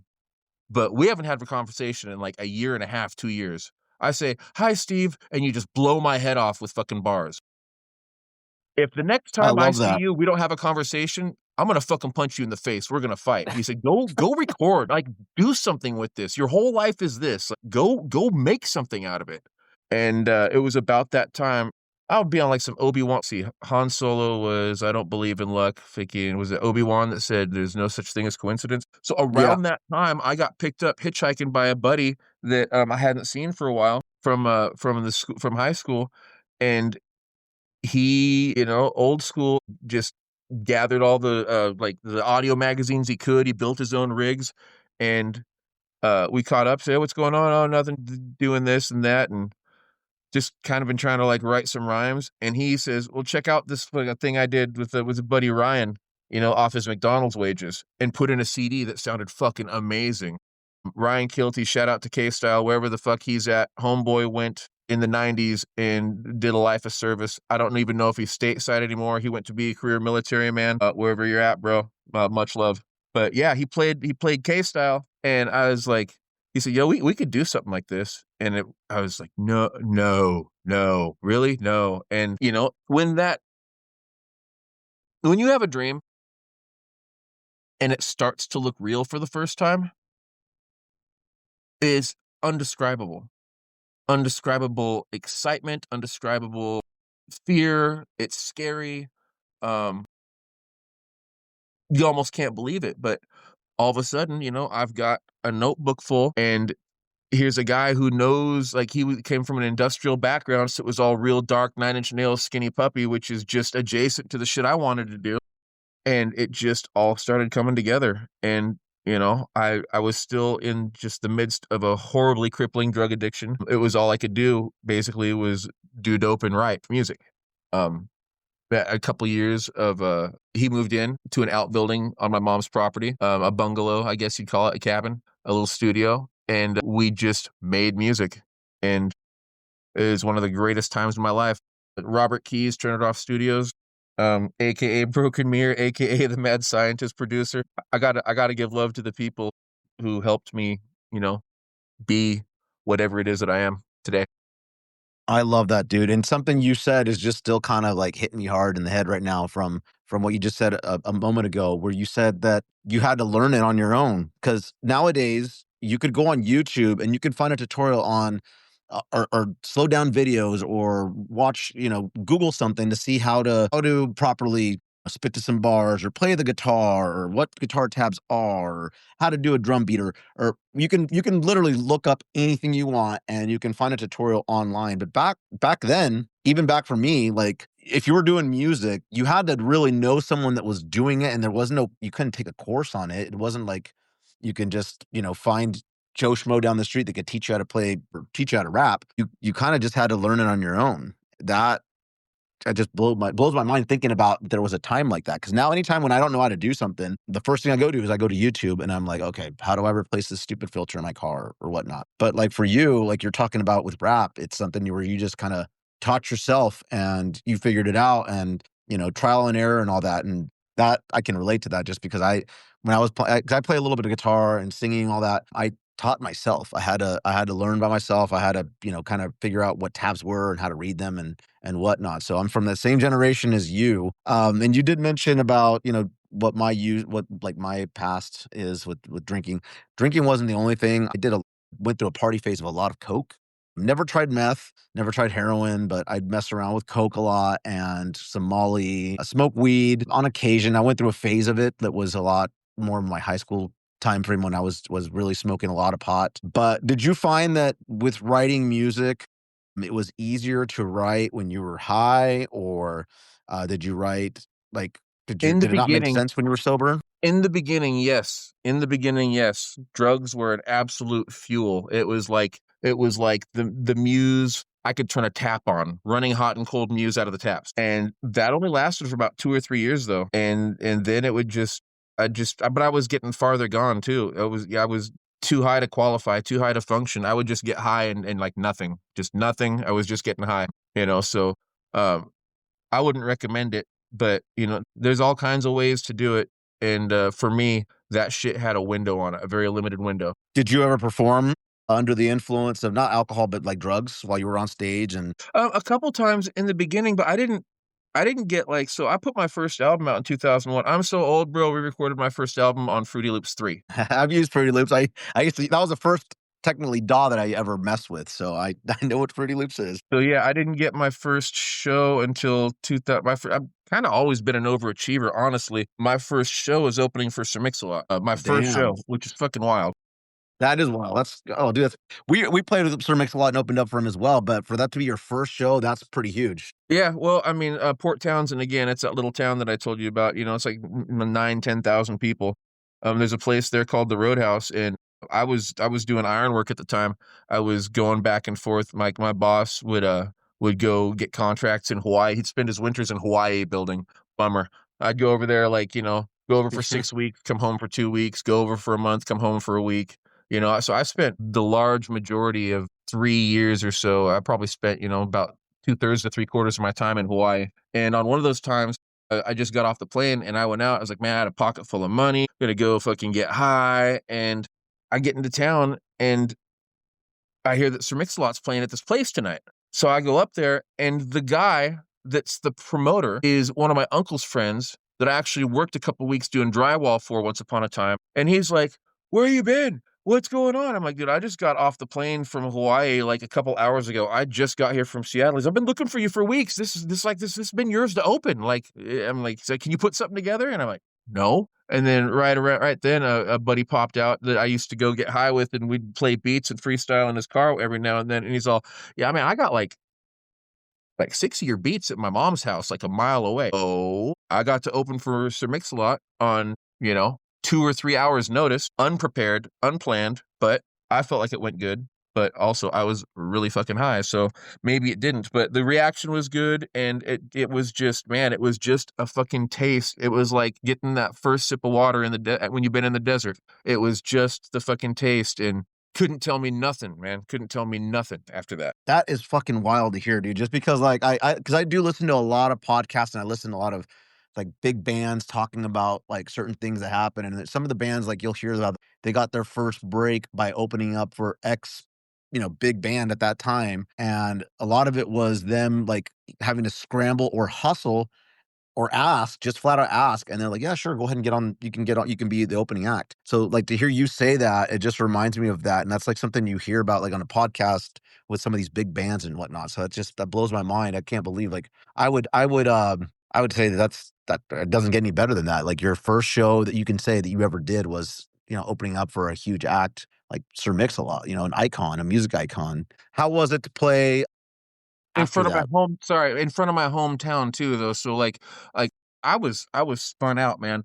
Like, people thought it was cool that I was doing what I did, and there was some people that were into it, but, like, I got clowned. Like, the large majority of the county was like, "This motherfucker thinks he's a rapper now. He's done tweaked himself. Dude, this motherfucker needs a sandwich and a nap." But I'm on stage with fucking, he might be considered a one-hit wonder, but, like, we all know about Buttermilk Biscuits and all that other shit up here. I don't know that the world knows Baby Got Back. I don't know how far they go, but, dude, he is a fucking legend. Like, still, he's in He is he is. Rock and Roll Hall of Fame? He should be. I'm sure he is. I wouldn't be surprised. I mean, like I said, he definitely is a like you said, he's a music icon. So regardless of how What? many songs people know, everybody knows Baby Got. Dude, he is the godfather of Northwest hip hop. Yeah.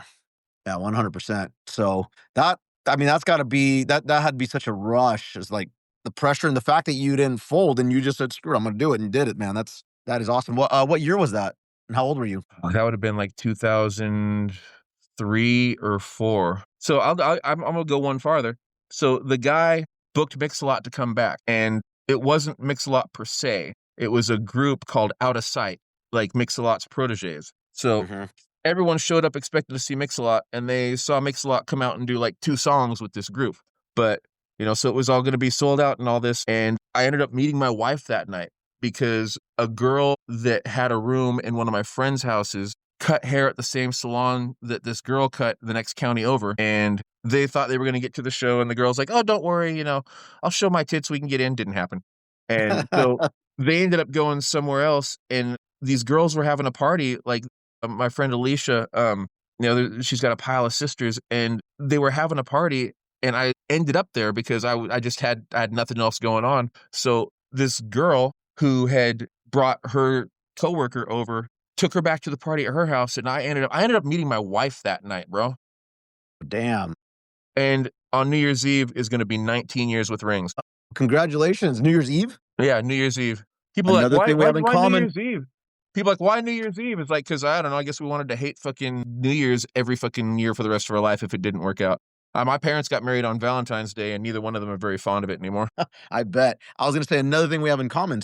Me and my girlfriend reconnected and actually got together on New Year's Eve of 2021. So Fire. That's another thing me and you have in common there. Just crazy. Hearing you talk about this type of stuff, I'm just like, man, I have a lot more in common with this dude than I would have imagined. And I've had people be like, oh, yeah, so she just, got with you because you're a rapper. I'm like, she wasn't at the show, bro. She wasn't at the show. It was fate. It was fate. Like, that is wild, dude. I mean, everything happens for a reason, like you said. Like, and I love that you live with no regrets as far as like you're just saying right now. Like, everything happens for a reason. What would you say still fuels your passion for music right now to this day? Like, us being, in our 40s and whatnot, like, what would you say this still drives you and keeps you going and makes you want to go record and put music out? And because as a musician, there's no pay. Like, we're not like the pay is not there, obviously, with most of us. What gets you to, what motivates you, what drives you with music? Well, man, honestly, so check this out. I haven't put any music out since 2016. Like, next year is going to be the 25th anniversary of my first album and the 25th anniversary of me being a creative under this name. It's also going to be the 10-year anniversary of the last year I put anything out. My pen has been dead for like 10 years, like writer's block.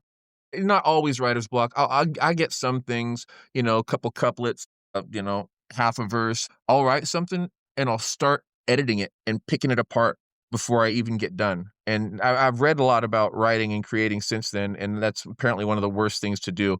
But, I'll write something and I'll be like, man, is this really what you're on? Like, you sound like a pissed off 16-year-old kid. So I'm censoring and editing myself, and a lot of imposter syndrome. Like, was this all a fluke? Did I really earn this? And everything I've been through in the last 2 or 3 years has really shown me that, whatever you want to call a career and accomplishments, my little meager achievements, they weren't an accident. They're not a fluke. I'm not a fake. And I worked so fucking hard for so fucking long. The couple things that I've managed to achieve or accomplish, I fucking are hard fought, fucking hard won, and merited. So the fact that I've put those barriers behind me a little bit, like, I will tell you that I have written more since May than I have written in the last 15 years. I used to say that I'm going to rap until I'm 50 or it's no fun anymore, whichever one comes last. And the last couple of years, that's been a pretty heavy statement. But, now my problem's always been execution, I think. The first stuff I put out, I think, was so intricate. And it's like, when you don't know what the rules are, you can do whatever. That's why one of the reasons I think people's first work are often their best, because when you don't know what the rules are, you can do whatever you want and you're free. And once you know what the rules are, then it's like, oh, that's not allowed. I'm not supposed to do that. You aren't supposed to do it that way. And you start putting all these walls, restrictions around what you're doing. You start hanging weights all over it, and it gets difficult to make a decision. But I'm learning to honor myself, honor my feelings, honor my journey, honor my path. And if I have some shit that sounds like it's a fucking petulant child that's 16 years old, then that's what I've got. I mean, I'm not here to should all over myself. You ever heard that? Don't should on me. You know, like shit, should. Don't say you should. Don't do that to yourself. Yeah. So Yeah. I've been working on that. I'm trying not to should on myself. And, I don't know if any of this stuff that I'm working on now ever sees the light of day. Like, honestly, for real, like, I don't, being 47 and not having put anything out in 10 years, like, I've been trying to figure out what the fuck does it mean to be Knothead in the mid 2020s, and what it means is that Knothead's different. I do still have some really drug fueled stuff. I do have some really anger, like brainless anger. But I also have a song, and I hope it does see the light of day. I have a song that I'm working on called Chasing Angels. I have a song about how much I like to ride my fucking bike. I mean, I really hope that I can execute on a level that I've never been able to execute before. I don't think the problem's ever been with like my material or like, I've always said that I'm a performer, bro. I'm not a recording artist. I've said for 15 years at least that if my booth game could ever catch up to my stage show, I'd be a real fucking problem. Like a real fucking problem. I love that. And it hasn't happened yet. So I don't know that it will. But I've had people I look up to tell me on tours, they're like, "You made me work tonight. Like you're tough to follow." And that's a little bird chirping in my soul, man. I live for the little things. Like, I'm a weird motherfucker, bro. And I don't mean weird, like I'm just weird, bro. I've got 2 items of merch I haven't showed anybody. I have not posted my merch since fucking lockdown on COVID because now in my logical brain, everybody's recovered financially as much as they're going to. So when COVID lockdown happened, I was a Washington State employee. I was working in a 24-hour facility for adults with developmental and intellectual disabilities. I was deemed an essential worker. And in fact, the president of our facility, we got letters from the governor because like, we don't know what's going to happen. If roadblocks go up like military style, this is your letter from the governor that you show for them to get you passed so you can come take care of our people. So it always felt fucked up. I'm still trying to get past this. It's dumb. I know. I know, bro. In 2025, people have recovered financially as much as they're going to. I could not bring myself. It's felt so fucking dumb to ask people to buy a t-shirt from me when motherfuckers are losing their jobs and not eating, and you know what I mean? And I know in my analytical brain that I should, like, I still, like, right now, I can't fucking, I've got dope shit I want to show to people, and I know they'd buy it from me. I can't fucking do it. Right now, it's the holidays, I'm not cut out to be a professional like I think I used to be because I worry about shit that fucking I probably shouldn't worry about if I'm trying to have a serious career. But I can't. One of the parts of the journey is learning to honor my head and my heart, and I don't think I'll ever go wrong doing it that way. But it's a lot to fucking grapple with, and that's just like a taste of the many fucking different things that I worry about in my head as far as, pushing Knothead like in 2025, about to be 2026. Do you think that it's something where like you have this idea or this vision of what it means to be Knothead or what it should be, and you're essentially like what you're doing is you're overthinking? Do you think that might have something to do with it? 'Cause I know that I have in the past with certain things where I'm just like, either A, I'm not feeling what I'm doing and I'm not sure that it matches up to what I've done in the past. And I'm like, okay, well, this isn't really like fueling that passion that normally you should feel when I put something together. This, like, sometimes I'll limit myself. I'm like, this sounds cool, but it's not who, like, the branding that I want my band or American Overdose or whatever to be. Do you think it's one of those things? Like you're having like doubts in what? I think it's a couple different things. First off, I'm a left-handed triple air Gemini. I usually tell people I'm loads of fun. Fucking, I'm lucky my wife hasn't slit my throat in my sleep. Bro, I have never met anything that I didn't want to overanalyze and think to pieces. I've talked myself out of so much good shit because I thought about it too hard and too long. Yeah, I'm a devil's advocate to the death. It's not both sides. It's not 3 sides. It's every sides, and let me invent a few more sides while I'm at it. It's to me, it's and this, I don't even know what to say. I don't even know if this is right, but it feels like respect and too big of a heart. I'm still 5 years later knowing how so many people are suffering, like, it feels disrespectful for me to ask them to buy a t-shirt. Do you know what I'm saying? And it feels fucked up as I say it out loud. My reasonable brain tells me that it's okay, but in my heart, it's like, I don't know. Maybe that's a little bit of like economic survivor's guilt. I grew up with food insecurity, and that's something my children have never had to experience. But like I'm fully consider myself a juggalo, but I've never. I love juggalos too much to fucking pander to them. So I've referenced like Jay and Shaggy a couple times. I've never whooped in any of my music. I don't. It's dude. I was such a fucking disrespectful, angry little fucking petty, fucking vengeful little shit for the first part of my life, and I really want to make sure I'm treating everything and everyone with dignity and respect, even if that means I'm not coming out the way that I could. And I don't, it probably makes me sound like a pompous fucking asshole, but I don't know, man. Like every day I wake up and try to figure shit out. And I'm glad that things are going a certain way. Like, I've been in therapy for 3 or 4 years at this point. My wife had begged me to get into therapy for like at least a decade. And she didn't have a very good childhood either. In fact, if she doesn't write a book or something, she's missing out. Like, it's an amazing story. I'd watch the movie and read the book, and I think I can say that outside of bias is I love her and she's my wife. Yeah, man, it's tough. It's tough. It's tough to be in your head as often as I am and as deep as I am. And just the fact that like I'm writing now. My wife says, because my wife did stand up before I met her, and she hasn't been on stage in 10 years. But now when we love stand up comedy, she's got a notebook. She's writing things down. She's ordering books. She's, like the dissect things. And she said, the fact that you're writing again and the fact that I'm interested in getting on stage again, that's just a sign of healing. That's all our time isn't triage and trauma response and fucking chaos disaster anymore. Like, we're healing, and the fact that we can be creative again is just a sign of it. So I'm hoping that all these stupid things in my brain that hold me back, I hope I can continue to work on them, because these blankets are fucking dope. These blankets are fucking dope. I got some cool shit, and I feel like my fucking bars are coming together on a whole different level.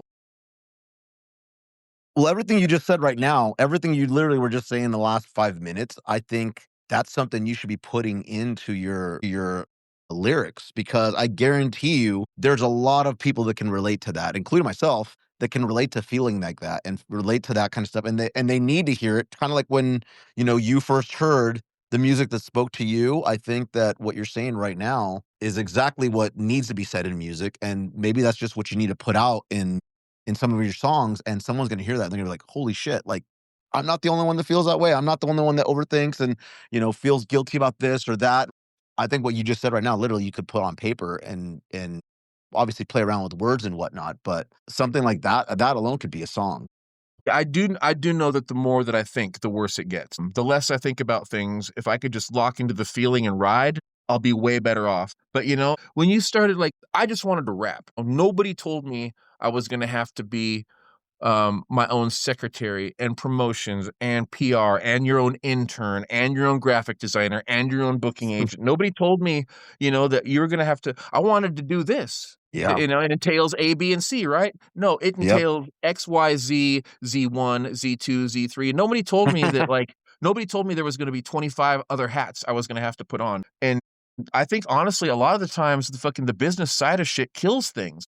Oh, it does, dude. It kills it for kills the sure. creative. Yep, 100%. And then if you start overthinking like things like, oh God, I spent this amount of money on this and I only got this back, or I need to figure out how to come up with this to pay this off.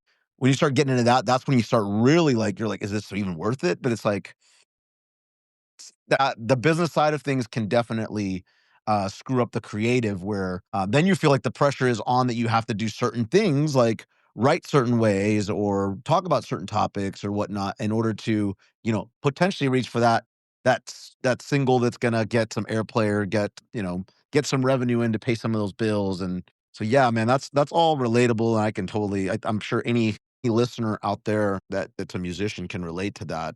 Yeah, I don't know anybody who got into this shit to fucking crunch data and fucking analyze fucking metrics. No, well, especially like nowadays, like when they tell you like, well, if you want your video to go viral, go into your studio, look at the analytics, and then see the time of this and properly put these hashtags. I'm like, I don't want to think about any of that crap. I want to focus on the creative part of it, the video or the music or the lyrics, whatever. I don't want to worry about what time of day I posted, if I use the right hashtag, if I use the right filter, if I'm using, that kind of stuff. No one ever told me. I never even thought that would happen when I first started doing music. I was like, I always thought like, okay, I will handle the music part of it, and then hopefully someday I'll be on a label. They'll handle the marketing, they'll handle the promotion, they'll handle. But now it's like you just said it exactly how it is. You have to be your own booking agent. You have to be your own marketing guy. You have to handle design. You have to handle like making sure you have enough stock. And when you have a show coming up, and especially if it's a big show, you got to make sure you have enough CDs on hand or shirts and whatnot. And it's like I've built my resume. Like whenever I go for my 9 to 5 jobs, I include a lot of this stuff in my resume now, because it's like if I'm putting that much work and effort into something and years into it, I might as well, use that to my advantage when I'm applying for jobs. The fact that I have these skills, you know what I mean? And I think sometimes even musicians, it's like they forget that, yeah, it may be a pain in the ass to do all those things, but you're also building skills that you can utilize in your 9 to 5 jobs. Legit. I Right. was Tech Nine Street Team Strange Music for like 10 years. I was team lead in Spokane. When I'd do all kinds of shit, man. I would go to other like I guess you'd call them as like C markets, even like tertiary, like Missoula or like Kennewick, Washington. When they hit a show out there, I'd go out there and recruit and train teams. All the work had to be turned in. Here's the man, I would go to the airport and pick up freight. 10,000, 20,000, 30,000 flyers, 10,000 posters, and take them to a venue. I do a lot of hand-to-hand flyering and postering myself, and go to like skate shop and porn shop, and, record stores. And that's all on my resume now. I had to coordinate, I had to train, I had to oversee, I had to yeah, absolutely. I mean, why not? I mean, you work so hard. We got a lot of shit in life is transferable, and I think a lot of people would actually feel a lot better about themselves, or if realize that so much shit that you do in life can be applied to other areas. I mean, I think the tendency is to compartmentalize everything, or at least it is for me. I can't speak for everyone, and it's like being able to learn from your friends' mistakes. You don't have to live it to learn from it. It's like, and just because you're doing something in this one area, that doesn't mean it can't inform or benefit you somewhere else. Life is fucking hard, and it's not getting any harder. This is not an easy world. Give yourself your fucking credit for what you've done, and fucking, there's no such thing as a mistake if you learn something from it. Then it just becomes a tough lesson. And, Yeah. I don't know, the more lessons you learn, I feel like the problem with life is you often get the test before the lesson. But, man, just try. I feel like just try and keep your mind and your heart open, your head up, pay attention, and that's the best footing we can put ourselves on right now. And that goes for anyone, I think. So inside or outside of music, young or old, just have an open heart, open mind, pay attention, learn from the mistakes of the people around you. Because I was always good at that. I mean, I say this as like a fucking career drug addict who has had way more ups and downs and rodeos with it than I'd like. But I always learn from my friends' mistakes. Like, oh, fucking shit. That didn't work out well at all. I'm fucking not going to do that. Yeah. There's lessons to be learned everywhere. The trick is not getting bogged down. I think a lot of people can't see past their own stress and their misery, which, dude, I'm not talking down on anyone. It is fucking hard when your brain and your heart are just full and they're wrecks. It's hard to see past the end of your nose. But I think the bigger picture that we can keep in our heads, I think the better off we'll be. 100%. I was about to say, like, I saw some of the things you're saying. I'm like, I'm thinking about asking them, and then you're already kind of just answering, which kind of was going to lead me to my next question is like, what, what advice from the experience that you've gained from, doing the music thing, especially coming from the old school way of doing things, like you mentioned, handing out flyers and networking and learning things on your own. What advice would you give to new up and coming musicians, especially in this day and age where it's so easily able to be recorded now and people can just upload it and everything's so focused on streams and not. What kind of advice would you give to a new up and coming musician, whether that be, someone that's in a band, starting in a band, or someone that wants to be hip hop artist, rapper? What are some tips that you would give? Learn as much as you can. Be open to advice, but don't let anyone like cement anything in your head that it's got to be any one certain way. If you've got a vision and an idea, you could explain it over and over and over again. but nobody's gonna see it and feel it the way you do. It's your dream. It's your vision. You know, you might run into something, some kind of barrier or, something that is a setback or something you need to go around, but it's not their dream. It's not their vision. If you have a clear idea what you wanna do, like I said, be open to advice because there's a lot of bad advice out there too, but you got to learn to suss all that out. Can't no one see what you see and what you feel. There's a bunch of success stories of people that just did it their way. I mean, it's possible. Don't expect anyone to see what you see. And the only one that can get it right is you. That's why we all do this, right? We all do this shit because we're fans, right? Because dude, I almost went to the ECW dojo in the '90s, but I was too scared to leave my hometown. You don't get into anything, I don't think, unless you're a fan of it, and try not to lose that too. Like I still go to, I mean, I try not to miss any openers. Some of my favorite all-time groups I've found as opening acts. I love openers to this day. And just try to keep the joy about it that you had in the beginning. Like the day you stop being a fan or the day you stop being excited, the day that you don't at least have a couple butterflies before you go on stage. These are signs that like it might be time to do something else because it doesn't spark your soul the same way. Your heart's not in it. Your passion's not in it. Then Agreed. what's I the love point? all of that. And what you just said right now about, how you just said that, I would add on that no one is going to do it with as much passion and love and as much work as you're going to do. Because I'm sure you've done this before where you've hired someone to do something, whether that be marketing or handling social medias or promoting something that you're an event that you're at or handing out flyers, whatever. No one's going to do it as much with as much of the hard work and passion and love that you're going to do it. So you're going to do it a lot better. So a lot of the times it's best to just handle it yourself and then having us have assistants to help you with whatnot. Would you say that that rings true to you? Like that you've like it's one of those things that you can relate to that where no one's gonna do it with the passion and the love and the hard work that you're willing to do. Absolutely. And I drop back to that thing about your vision too. You hear about these people that are just extremely difficult to work with. It has to be done this way. It has to. There's no other my way or the fucking highway. And it's like, yeah, because, they've got their fucking vision. If some people aren't like, it's because it needs to be a certain way. If these people aren't, sometimes people are just assholes. But if it's the art above all else and they run their shit a certain way, that's because they know exactly what they fucking want. They know exactly what they want it to be, and if they're the driving force, you gotta kind of let them take control. I mean, help. I don't know.